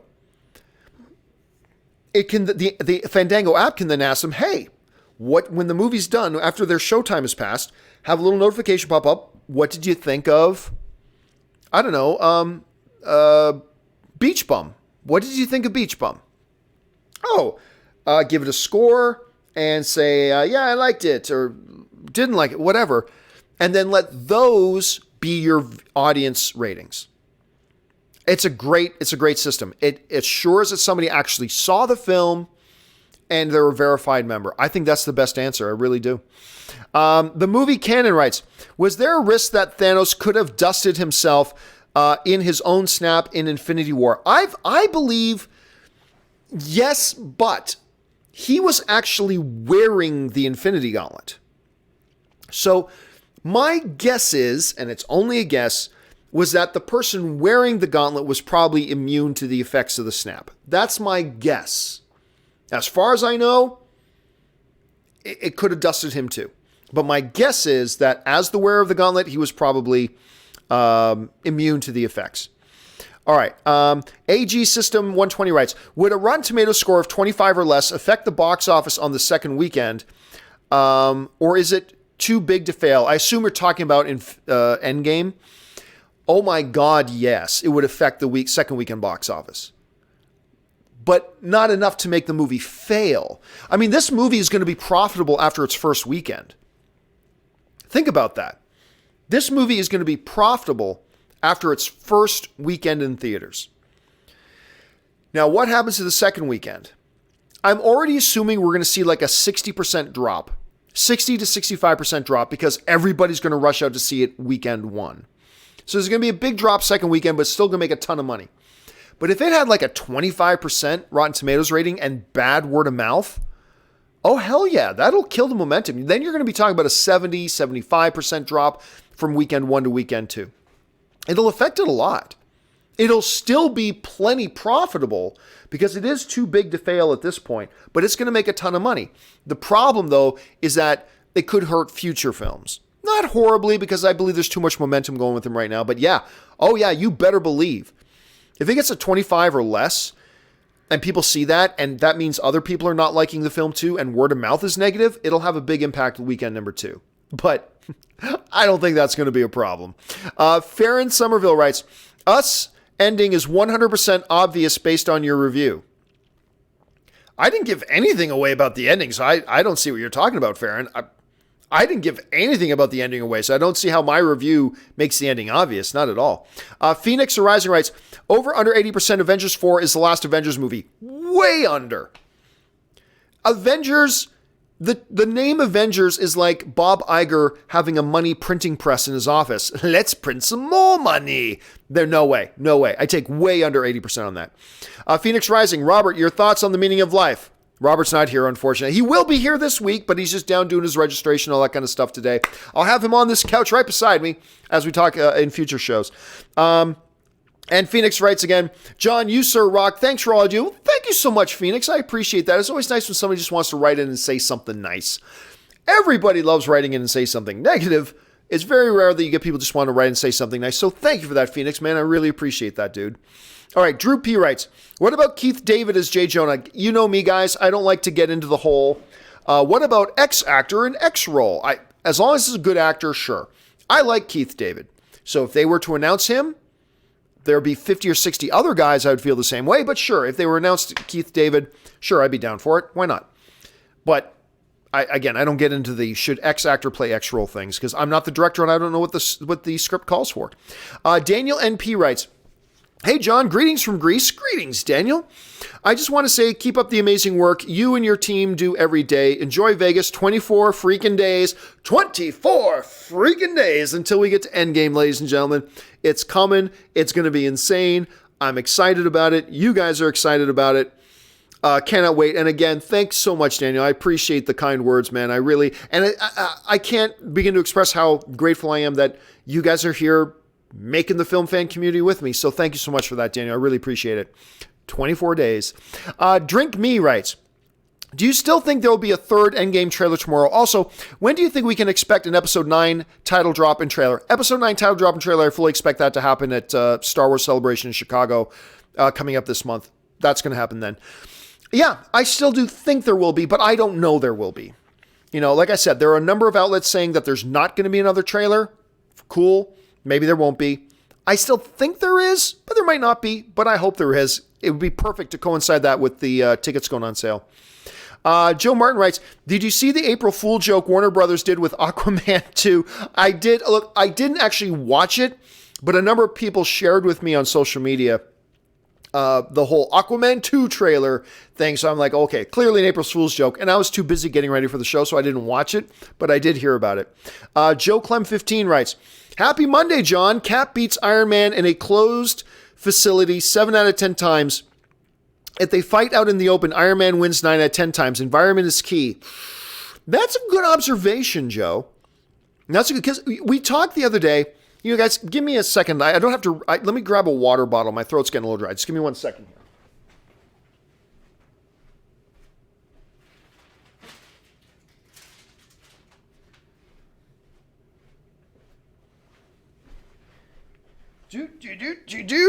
We are back. Okay. That's a good observation. Somebody brought up the other day, again, that the Cap Iron Man fight. To me, Cap beats Iron Man. Because he's Cap. And he did beat Iron Man. Some people say blah, blah, blah, this, blah, blah, blah, that. Captain America won the fight. He wins that fight. And he would win that fight.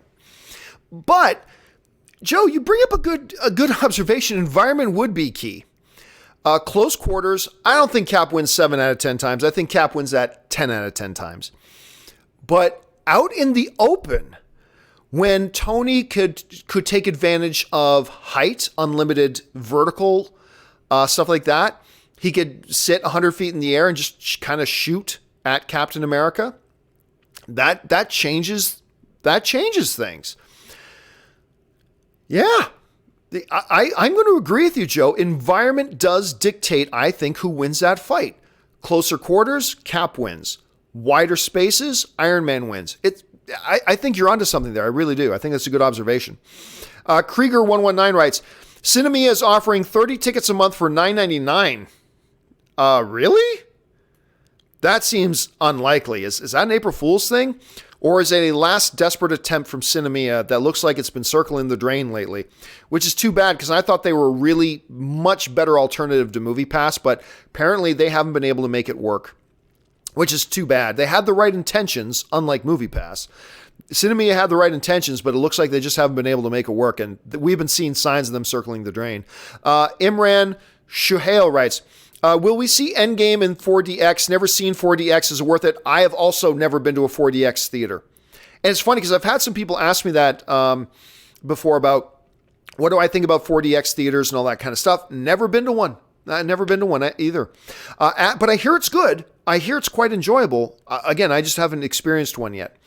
Ash Cartwright writes, the MCU should have Deadpool cameos in place of Stan Lee moving forward.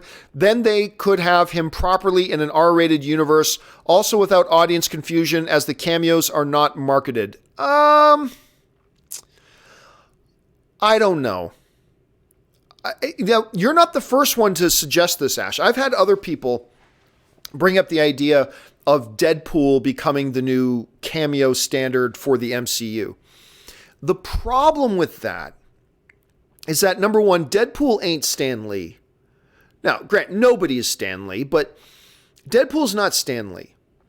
Stan Lee could do these cameos because he is an iconic figure in the history of Marvel, creating a lot of these characters that we saw.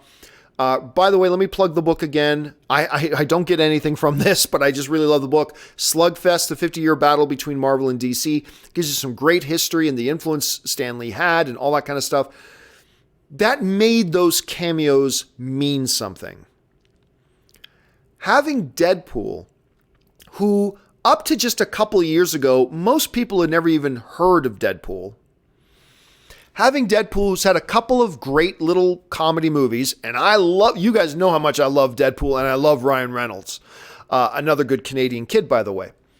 You guys know how much I love Deadpool and all that kind of stuff, but Deadpool ain't Stan Lee. Deadpool isn't a decades-long beloved figure by everybody in the industry, by everybody in this genre, and all that kind of stuff. It would be like Stan Lee popping up always had meaning because it's the guy. It's Stan. My fear, Ash, as much as I love Deadpool, and I love Ryan Reynolds as Deadpool, as much as I love those guys, it would turn a deeply meaningful cameo in every movie, something that we all looked forward to in every Marvel movie. Where's Stan's cameo going to be? Because it's Stan.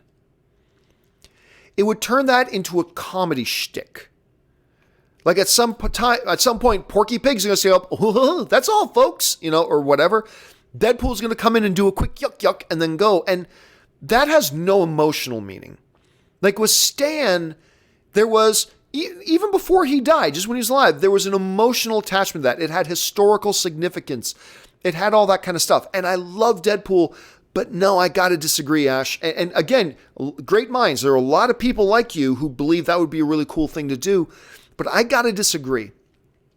I just feel like you don't replace the cameos of Stan Lee.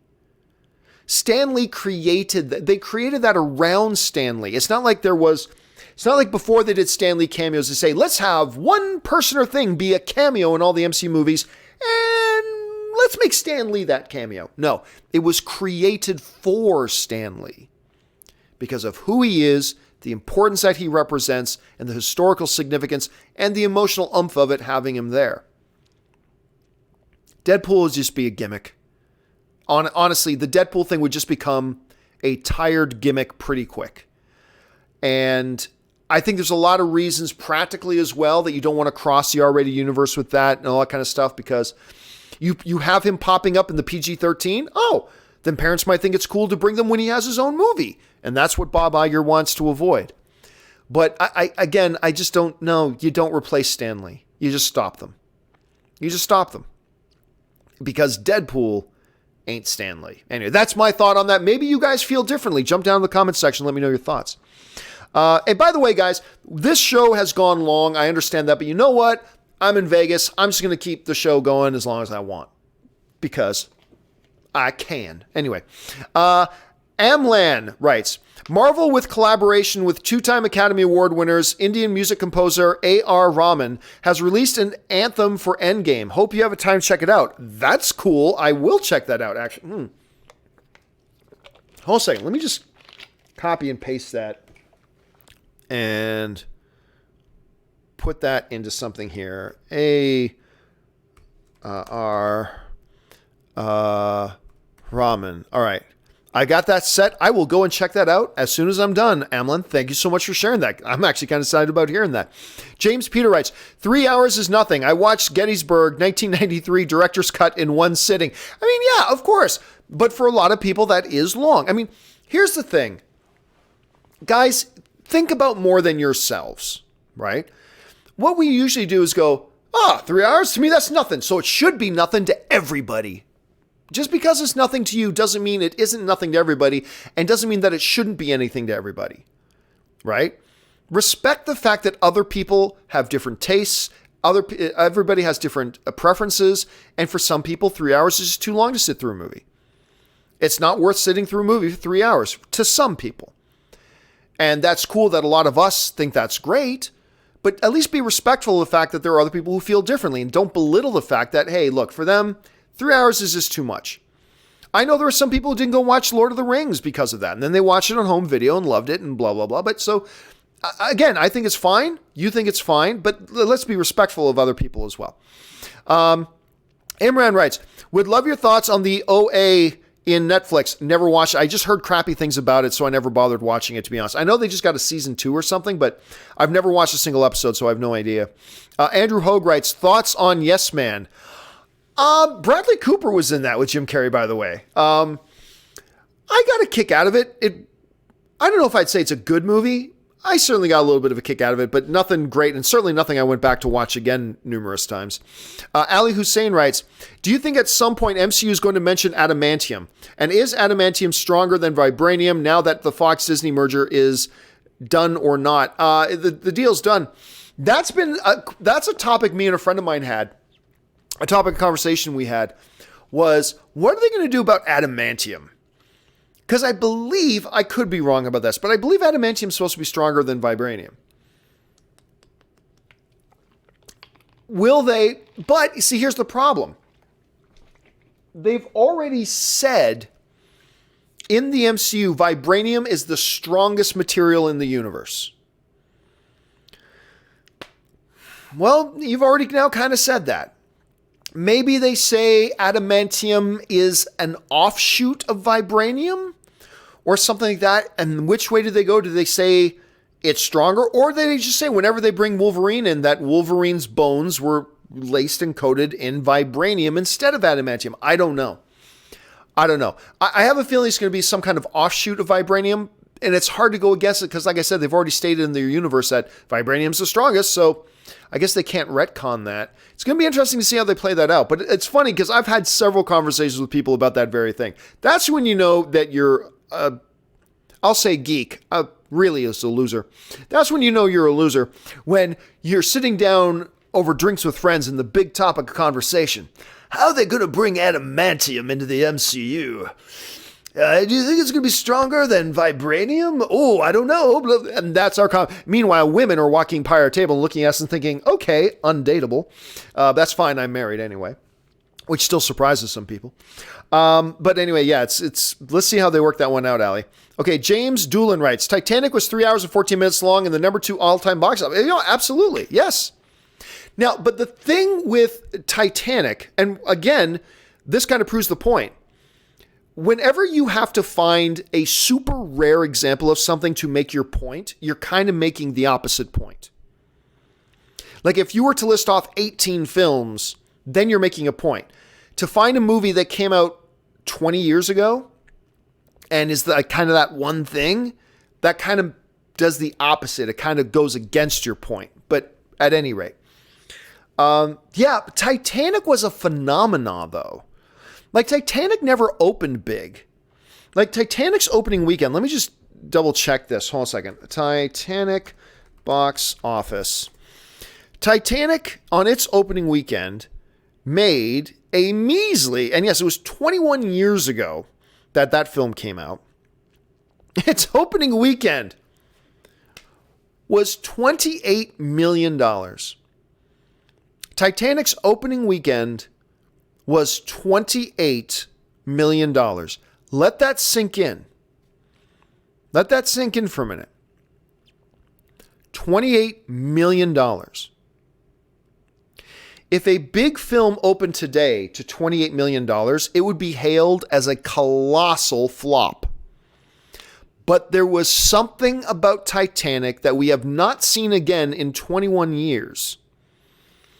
That captured the hearts of people that just kept going back again and again and again and again and again, and then brought more people with them, and then more people went, wow, no, I didn't see that Titanic. It looked kind of silly, but everybody's seeing it, okay. And it became a cultural phenomenon. Can that happen with Endgame? Sure, it can. But if you're relying a once out of every 21 years kind of scenario as the basis of your optimism, that's not good strategy. What I would suggest is look at things that happen frequently as your base plate. So yes, it happened with Titanic. But again, like I often bring this up, it's like, think in terms of basketball. You're allowed to shoot the ball from wherever you want. You can be standing under your own net and just heave the basketball as far as you can to hopefully go into the net on the other side. And the coach will say, that's stupid, don't do that. And then the player goes, but coach, back in 1975, a guy did it and it went in the net. And the coach goes, oh, well, if it happened once in 1975, yeah, do it. That's just hyperbole to say, don't use a once in 21 year example as a basis for your theory building. That's all I'm saying. Could it happen? Sure. But yeah, we'll just have to wait. Look, this movie's going to make a whole ton of money. And it's probably going to make, I think there's a very good chance it beats Titanic. It's not going to catch Avatar, but it may catch Titanic for that number 2 spot. We'll have to wait and see. Leo Milmet writes, where's Leo? There he is. My English teacher, first AD of After Hours, Splash and Pritzy's Honor. Cool, says hello to you. Oh, that's nice, Leo. I told him how pumped you were that he was my teacher. That is really cool. Like when you can have somebody as your teacher, and you get to interact with somebody who's got like that, the stories they must be able to tell is awesome. So that is awesome. Thank you for sharing that with me, Leo. I appreciate that, man. Joe Clem writes, I remember seeing Titanic as a kid. That shit was 3 hours, but they did have an intermission. Didn't hurt the box office. I know, different times. Well, different times, and it did hurt it in some ways, but it's just the fact that it had the longest legs out of any movie I've ever heard of. I think that movie ended up staying in theaters for like 40 weeks. Think about that. 40 weeks. That never happens today. Couldn't possibly happen today. But yeah, it's a once in 21 year kind of example. It was a culture phenomenon. It did all this kind of stuff. Could that happen? Yes. But yes, here's the thing. People hear me say that being 3 hours will hurt the box office of Endgame, right? And it will. All the professionals acknowledge that. But when you say that the 3 hour runtime will hurt or harm the overall box office Endgame, what some people hear is, so you're saying Endgame isn't going to do great. No, I'm not saying that at all. It is going to do great. It's going to be ridiculously huge.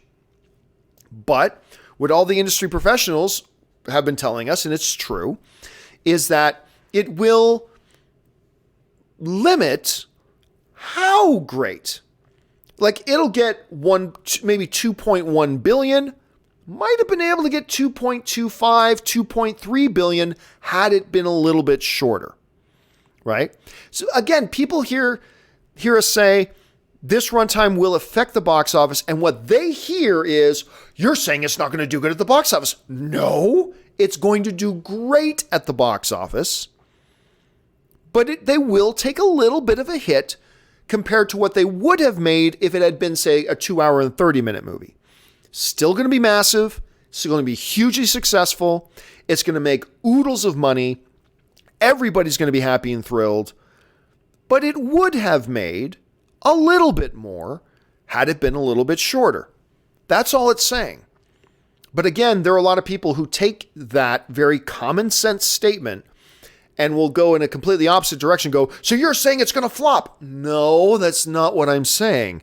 And people wonder why I repeat statements. I understand that when I do my communicating, I repeat statements a number of times because I find when I don't, people completely misinterpret my words or completely twist my words. So let me say again, this movie is going to be huge. It's going to be monstrous. It's going to be giant. It may even break a number of records.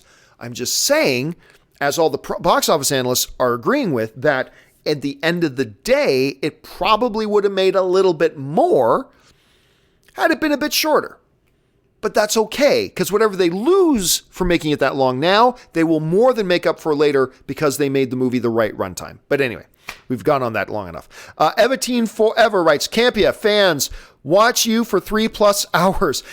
I mean, look, I love it. But when you're a movie fan, like a lot of times on the weekend, my open mic show, we will go over 3 hours. We've even gone over 4 hours before, but we'll go over 3 hours quite often. But that's just the nature of movie chatting, right? Like I believe you guys and we could probably sit in a room with 5 other film fans and talk movies all day, 12 hours straight. Ordering food, and I just think that we as movie fans can do that. So it is kind of crazy that we do that, Evatine. All right, Jason Dolan writes, there were no intermissions for Titanic when I saw. See, a bunch of people did have intermissions, a bunch of people didn't. Yeah, no, for the most part in North American theaters forever, no matter how long a movie is, there haven't been intermissions. I just think it might be a neat idea to try implementing intermissions for movies, I don't know, say over 2 hours and 50 minutes long. Because they do it in other countries, and they all say it's great. We do it in the Broadway theater environment. You go to a Broadway show, there's an intermission. Does that pull people out of the show? Nope. They think it's great. So I'm just thinking maybe we should try it too. You don't have to. Certainly in North America, we haven't done it in a long time. So you don't have to do it. I just think it might be a good idea to try. Dritan Sulejmani writes, over under 20%, they screen Endgame at Cinemacon. Unfortunately, I'm going to take under 20% on that. A couple of weeks ago, I really did think there was a chance. I really did think there was a chance that they were going to screen Endgame for us here because they've screened MCU movies.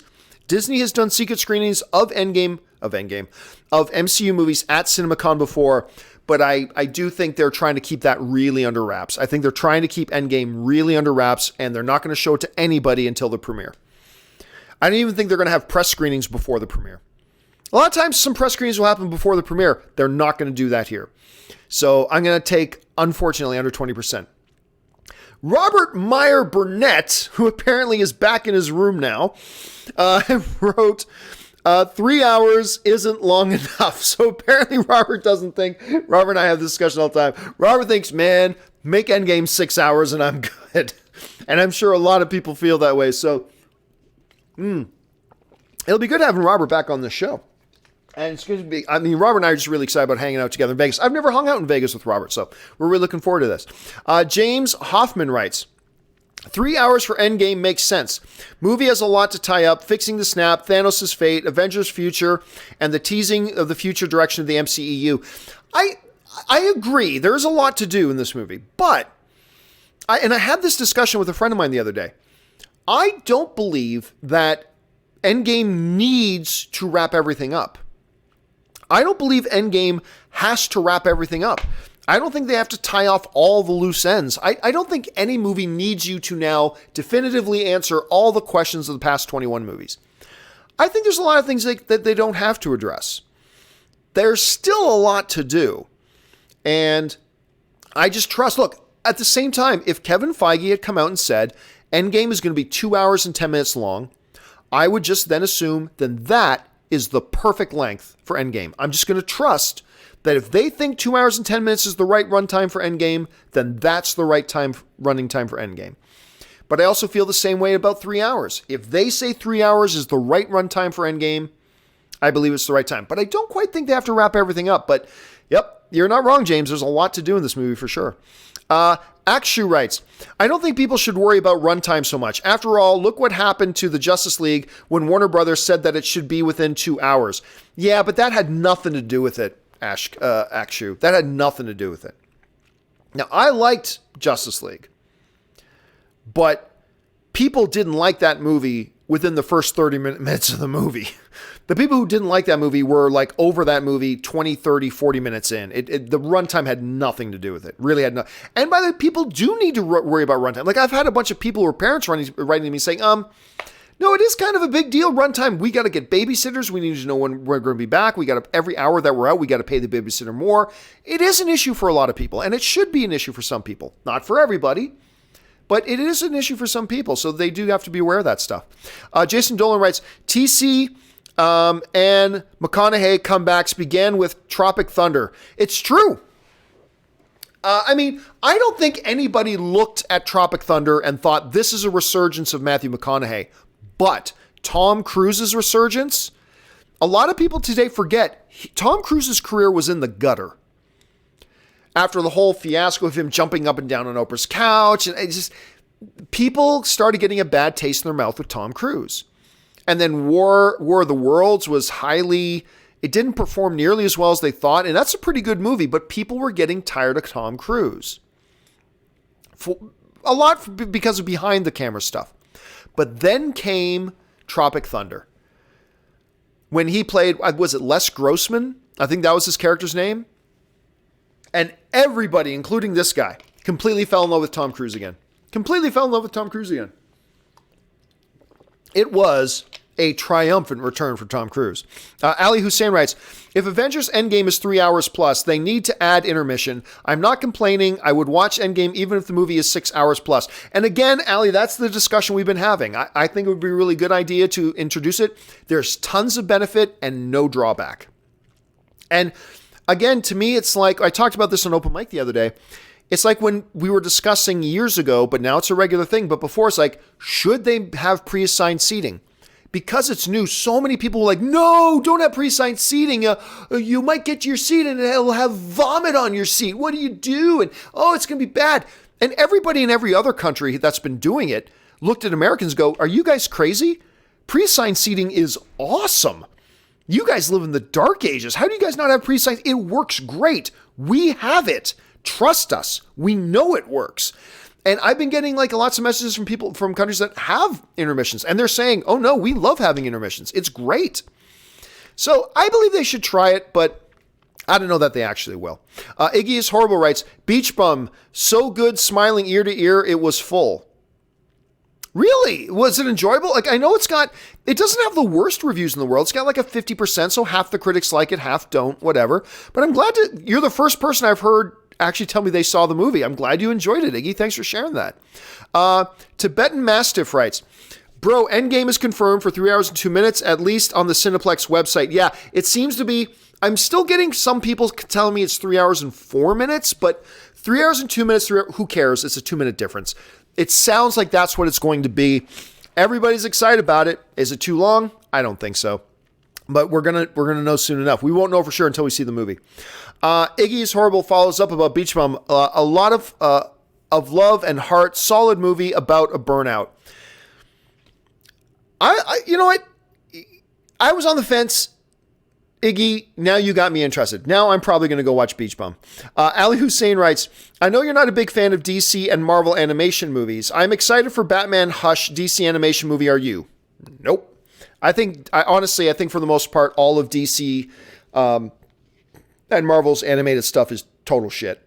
I'll just be honest with you. I know that's not a popular thing to say, but I'll just be honest with you. Now, there are some exceptions.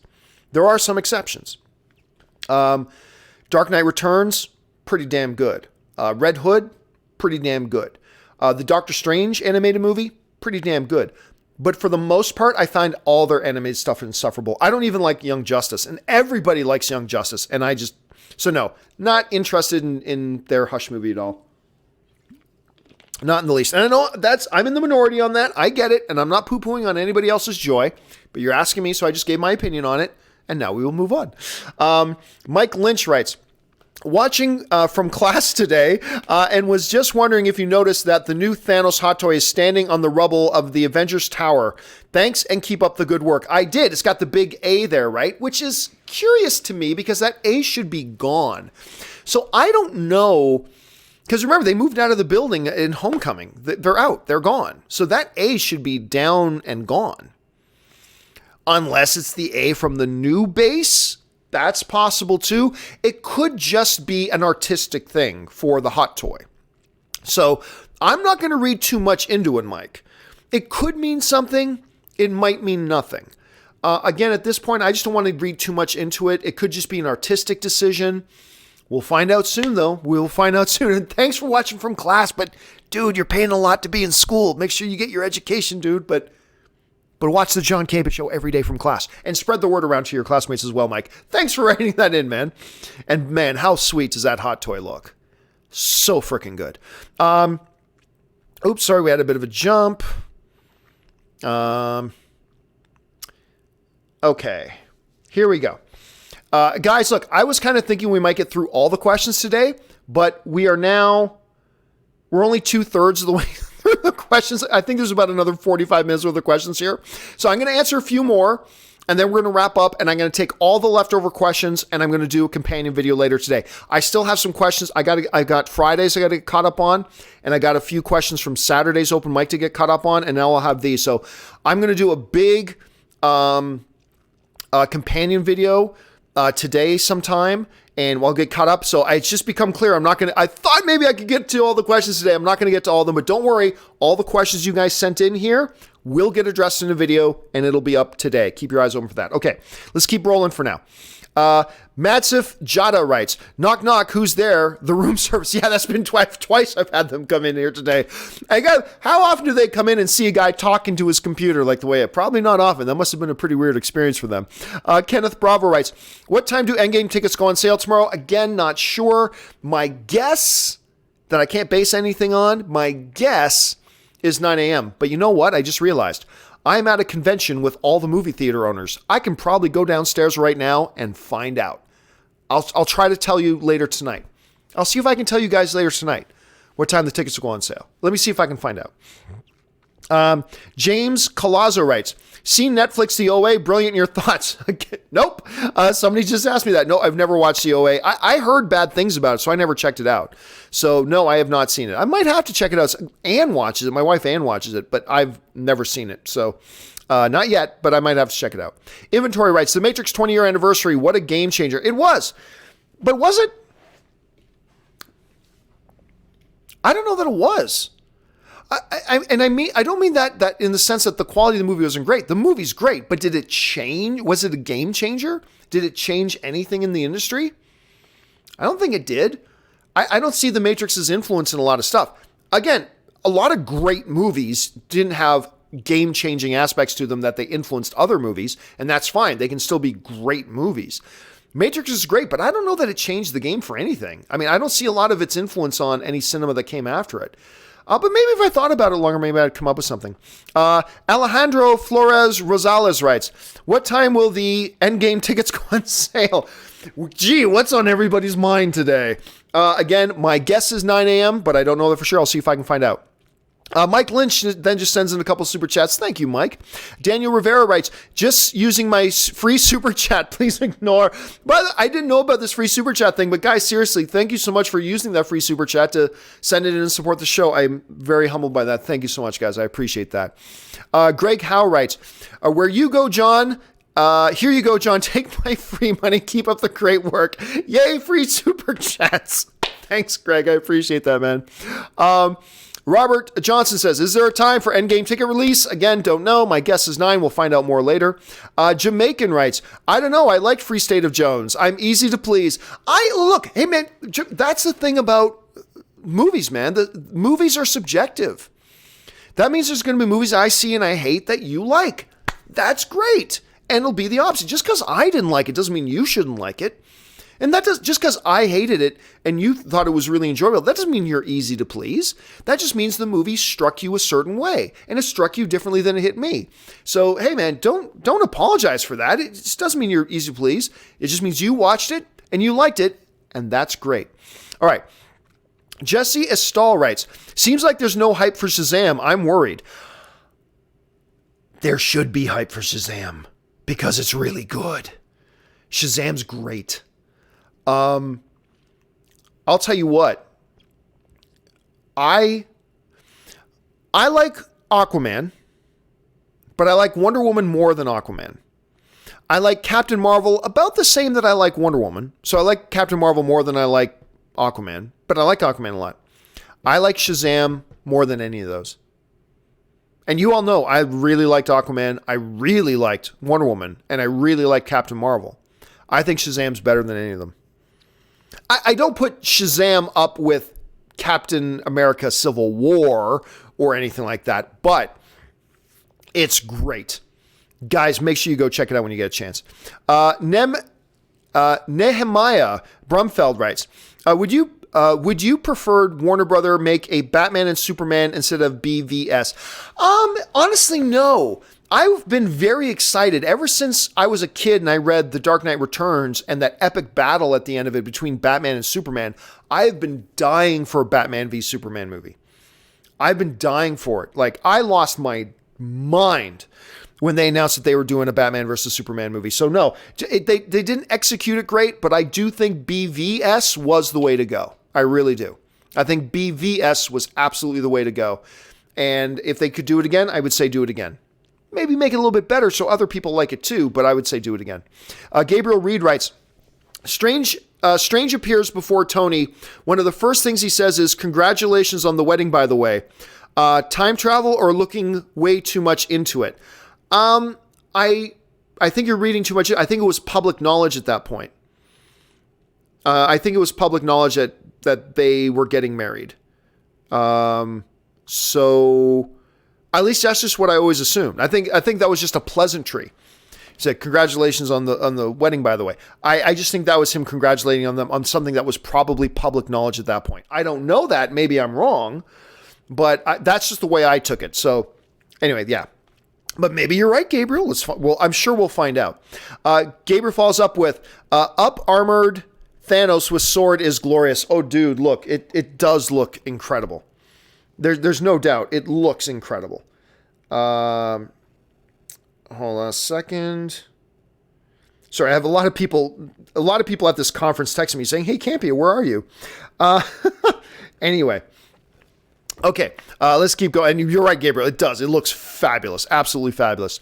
Logan Perry writes, what is your favorite MCU movie of Phase 3? Thanks. Oh, now I got to try to remember what was in Phase 3. I think Civil War was Phase 3.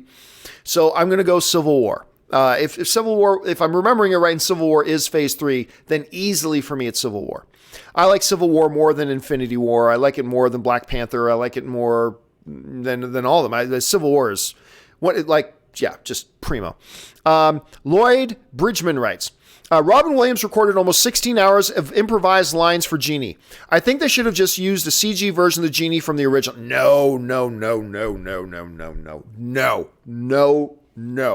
Wrong. Because, let's do a movie based on leftover lines? Let's construct our movie around leftover dialogue from a previous incarnation? No.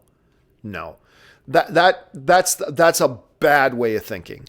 You write your movie. You make the best movie possible, and then you get a new performer in it. You don't build your movie around discarded lines and try to force a movie to fit around some dialogue that was recorded 20 years ago. I mean, maybe make a fun 5-minute Aladdin YouTube video, but you don't build a motion picture around that. That's just like, and they wanted to, they're doing that for Princess Leia, but it's going to be a small thing. And if they wanted to do some small thing of that with Aladdin, great. But if Genie is like your primary character other than Aladdin himself, you don't build a movie around discarded, unused dialogue that was recorded for a completely different movie 20 years ago. So I wholeheartedly disagree. Is there a romantic notion to that? Sure. There's a pretty romantic notion to that. But overall, I just think it would have been a horrible idea. Horrible idea to do that. That is not how you build a strong movie. The movie comes first.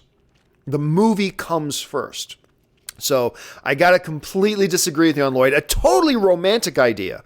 And I love the sentiment behind it for sure. But no, that is not what they should have done. And by the way, you haven't seen the new Aladdin movie yet. Neither have I.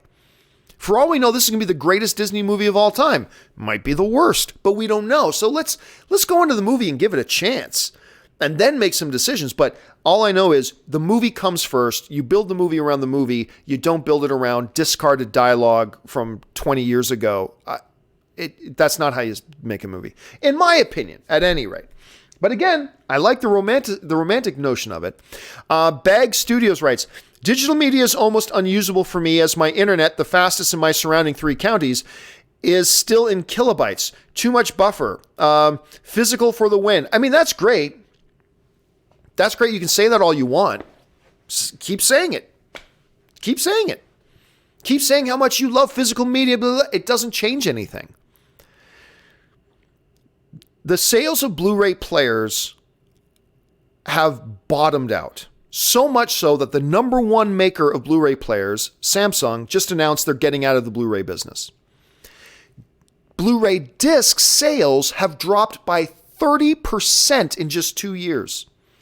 So you can say all you want that physical is the best. Physical, that's great. I'm not saying whether physical isn't great, but it's dying. Nobody's buying it anymore. That's just the fact. That's not an opinion. That's not a point of view. Those are the statistical facts. People are abandoning physical media. Physical media is going away. It just is what it is. And people try to argue with me sometimes but physical media is great. I'm not saying physical media isn't great, But it doesn't change the fact that it's going away. The statistics and the numbers prove it. So I'm just saying, get ready. That's all I'm saying, man, is just get ready. I mean, I ditched physical media a long time ago. I have never in 8 years ever regretted that, but that's just me. But still, it is the way it's going. It's not whether I like it or not. It's not whether you like it or not. It just is what it is. It's going away. So just prepare for that. Dakota Oy just sends in a super chat. Thank you so much, man. Leander writes, do you think Star Wars can duplicate MCU's $1 billion success of films outside of the main saga? Captain Marvel, Black Panther, and possibly Spider-Man Far From Home. Well, they already did. Rogue One crossed the $1 billion mark. So they already did it. So yes, they can. Yes, they can. Will they moving forward? It might take them a while to get back up to that, but yeah, they can do that. I mean, but by the way, everything in the MCU is part of the main saga, right? There's really no Elseworld or spin-off. I mean, it's all part of the one big story, right? So Star Wars moves the same. But yeah, Star Wars already did that with Rogue One. Can they do it with more? We'll find out as we move forward. If they don't make movies that nobody ever asked for, like a Han Solo movie without Harrison Ford, maybe they will. Okay. Let's see. Joe Sally writes, been a fan since Black Panther review. Oh, thanks so much, Joe. Never noticed Thanos already had the Scarecrow at the end of Infinity War. The commentary gives a lot of insight. He already had the Scarecrow? I mean, I watched the director's commentary 2 or 3 times, and I don't even remember them mentioning that.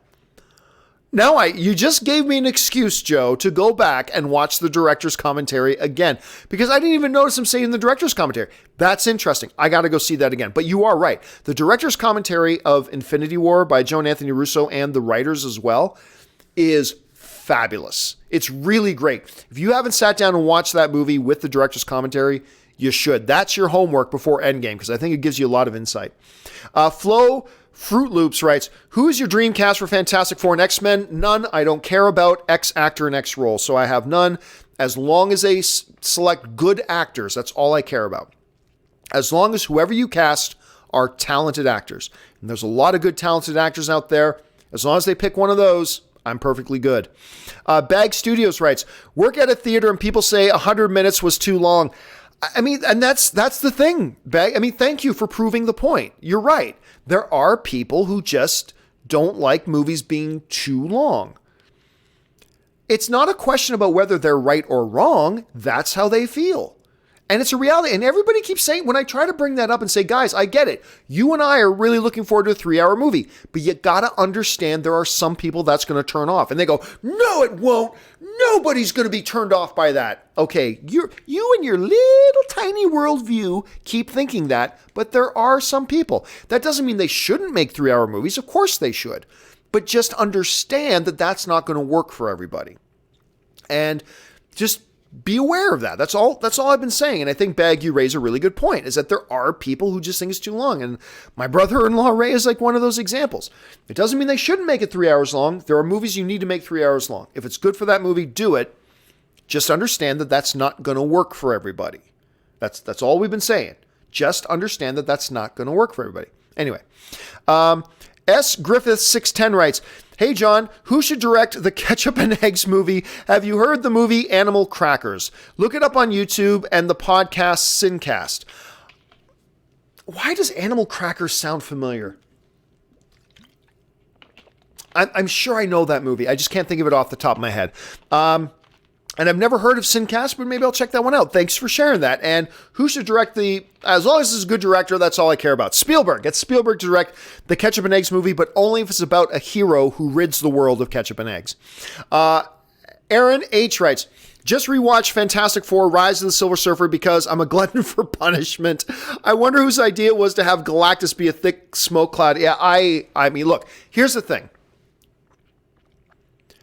I do believe that whatever you do with Galactus, you cannot just have him be a giant man with a giant Cuisinart on his head. You do have to have some adaptation, or else it's going to look unbelievably ridiculous on the big screen. There is some adaptation. But oh my gosh.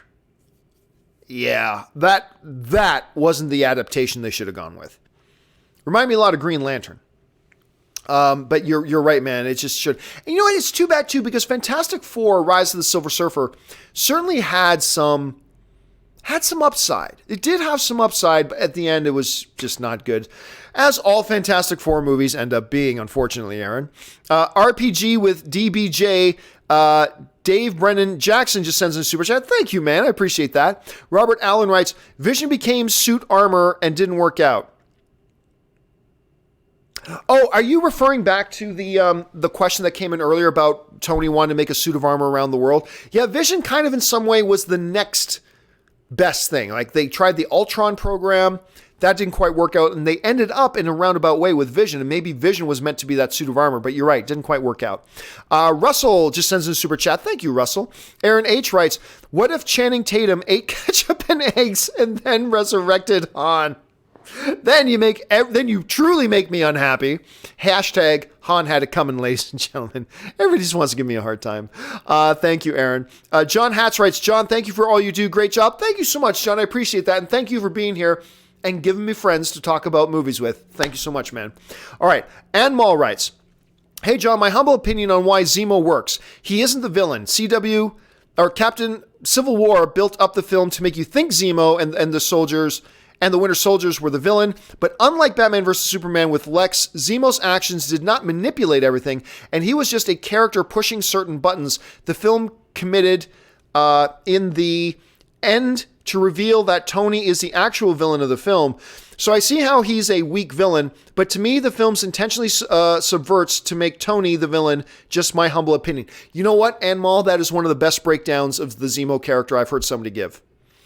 One of my criticisms of Winter Soldier, or Civil War, I should say, was I didn't think Zemo was all that great of a villain. And that's fine. The movie's so brilliant that it was cool that Zemo wasn't that great of a villain. And I said, when you really sit down and think about it, you can say, but John, he did this and John, he did that. When you really sit down and think about it, they were going to end up in that scenario even if Zemo didn't exist. And Anmal, your kind of breakdown there, I think that makes a lot of sense. He is kind of the antithesis of what they wanted to be. He became a physical representation of the antithesis of what the great idea of the Avengers is. And his presence in the film kind of takes that and turns it on its ear. And that is an interesting way of looking at Anmal that I'm going to have to actually sit down and really think about a little bit more, because I think that's an intriguing approach. I got to think about that more, but I really like your breakdown of that. Good analysis. All right, Nathan Oswald writes, Westworld Season 1 was awesome, but Season 2 sucked. I wasn't all that big on Season 1 either. I thought Season 1 had brilliant moments. There were some episodes that were great and some episodes that were brilliant, that were better than others. But overall, this is getting really uncomfortable. Hold a second. Okay. But overall, I've been sitting in this one spot on this couch for so long that it's gone. The cushion has flattened right out down to the wood. Not the highest quality couch, but it's not meant for people to be sitting in for long periods of time, I guess. And then I really liked the beginning of Season 2. But then Season 2 lost its way as well. Yeah, I don't think I'm going to watch Season 3. I'll be honest with you. I don't think I'm going to watch Season 3. Badonsky98 writes, I noticed at the end of the Once Upon a Time in Hollywood teaser that Kurt Russell is the director who shouts, and cut. Very excited for the cast. Oh, I'll tell you what, Badonsky, I didn't even notice that. That just made me all happy. I didn't even notice that he was the director yelling cut. I got to check that out now. So you just gave me an excuse to go back and watch a trailer. Dude, I cannot wait for this movie. I love the notion of, just when I heard the description of what they were doing, I thought, that sounds awesome. And I thought the trailer felt great. I can't wait to see this movie, but now I got to watch the trailer again just to see that Kurt Russell thing. Oh, yeah. Animal writes, also, it's ballsy to make Tony such a great villain. Yeah, people get mad when I say it, but Tony is very inadvertently, he's the villain of Civil War. Tony is actually the villain of Civil War. Now, at the end, he pulls a redemption because at the end he realizes, holy crap, how wrong. Because when he sees what Thunderbolt Ross is doing and all that kind of stuff, he realizes Cap was right all along. And then he goes to help Cap till he finds out that Winter Soldier is the one who killed his parents, and then it all went to hell again. But he has a redemption arc in that story as well. And again, a lot of the stupidest things we ever do are met with good intentions or started with good intentions. Tony's whole place in Civil War starts from a place of good intentions. He doesn't want to do harm. He's still traumatized by all the harm he caused in Ultron, and he wants to do better. He has the great intention. But in having good intentions, he made some bad decisions. He ended up on the wrong side of things. And at the end, he realizes, no, this is wrong. He goes against Thunderbolt Ross, goes to help Captain America, finds out Bucky killed his parents, and it goes to hell. But yeah, it was really ballsy. Leah Skywalker's Soul just sent a super chat. Thank you, Leah Skywalker. The Delusionator writes, will the next best movie, worst movie be next week? Yes, there is no new episode this week because we normally record the episodes on Sunday or Monday. And obviously I've been in Vegas. So the next new episode of Best Movie, Worst Movie comes next week. Keep your eyes open for that. Thanks for bringing that up, Delusionator. Jason Dolan writes, should theaters offer some shows with intermission and some shows without, like they do with 3D and 2D screenings? Endgame about 26 minutes longer than Infinity War. The problem, Jason, with offering that is that now you have to take up another screen, right? Then it can become a little bit confusing. And so now you got to have a screen for 3D and one for non-3D, and then one with intermissions and one without it. Oh, now you need to have a 2D with intermission and a 2D without intermission, a 3D with intermission and a 3D without intermission, and whatever other things. It just gets to be a little bit convoluted. I just think they should test having intermissions. I don't know that they're ever going to do it. I just kind of think it would be cool if they did. Dylan Thompson, or Thomas, just sends in a super chat. Thank you, Dylan. Luke Middleton writes, oh, sorry, I had another jump. Here we go. Luke, guys, I'm going to ask, if you're watching the show live right now, we've gone really long. I'm going to ask you not to send in any more questions. I'm going to see if I can actually finish off all the questions that we got. I'm on a bit of a roll. I'm not feeling so bad right now. The throat's not killing me. So I'm going to try to finish off the ones we got here. So please, no more questions. I'm just going to finish off what we have here. Luke Middleton writes, just bought a 1-year subscription to Cineworld in the UK. Nice. $17 a month to watch unlimited 2D movies. How does my ticket affect box office numbers, Shazam, etc.? Okay, so, first of all, a lot of people thought MoviePass created this whole thing. No. Cineworld has been doing it forever and doing it right. And now they own Regal. That's why I believe Regal's going to come out with their own thing. The way AMC does it, and so I'm going to assume this is similar. Cineworld probably does a similar thing. The way AMC does it is every time you buy a ticket with your A-list, it counts as a $9 movie ticket purchase, because I believe that's the national average. The average movie ticket in America is $9. Where I live, it's like $15 to $20, but the national average is about $9.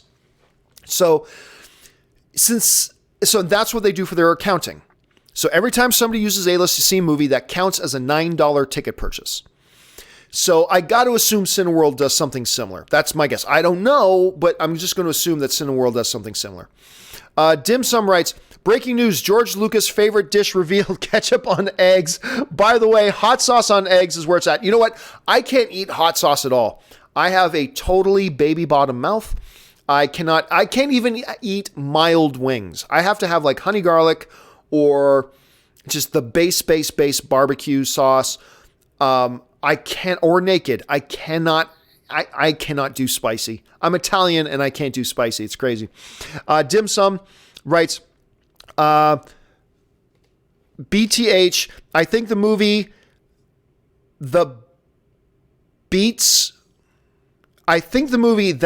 Avatar is going to need to be more than just a good movie. It's going to need some kind of gimmick like 3D was for Avatar. Honestly, when you look at the total box office numbers, the percentage of money made from Avatar on 3D screenings wasn't as significant as you might think. So I don't know. It's got to have that Titanic effect.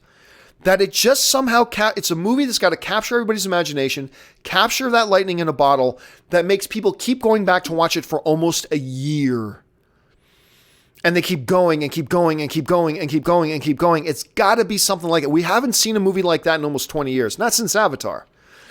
I mean, there was Titanic and Avatar, so only like once or twice in the last 20 years have we seen that happen. It's going to take something like that. That kind of magic, dim sum.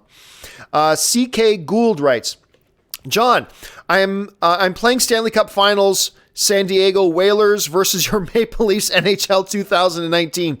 Was there a San Diego? I remember there was the Hartford Whalers. Was there a team? There was never a team called the San Diego Whalers.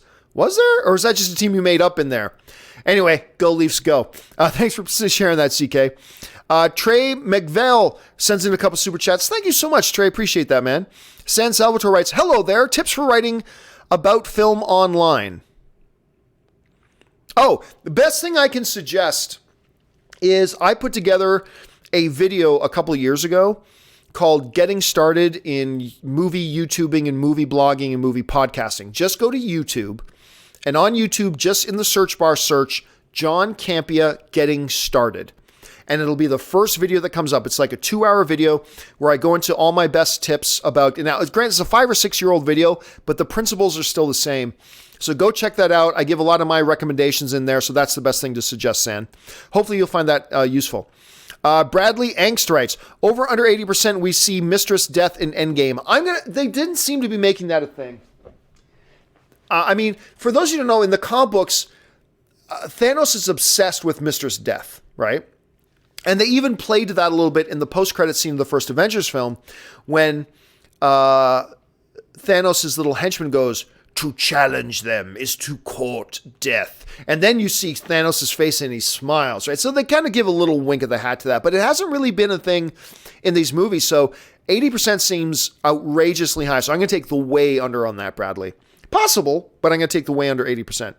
Matthew Koutros writes, what if X actor was cast in X role? Merging in the whole what if question with X actor in X role. Everybody loves giving me a hard time. Thanks a lot for that, Matthew. Okay, last 2 questions of the day. Rugo Kelvin writes, Thanos, perfectly written like all villains should. Dude, listen, seriously. Thanos is a very, very well-written character. A very well thought out character. A very purposed character. And a very multi-dimensional character. He's not just a great villain, he's a great character. And you're right, man. He's just, from the beginning, he's a very, very well-written character. All right, final question of this 2-hour and 37-minute episode of the John Campea Show. Guys, do not worry. We're not going to be this long tomorrow.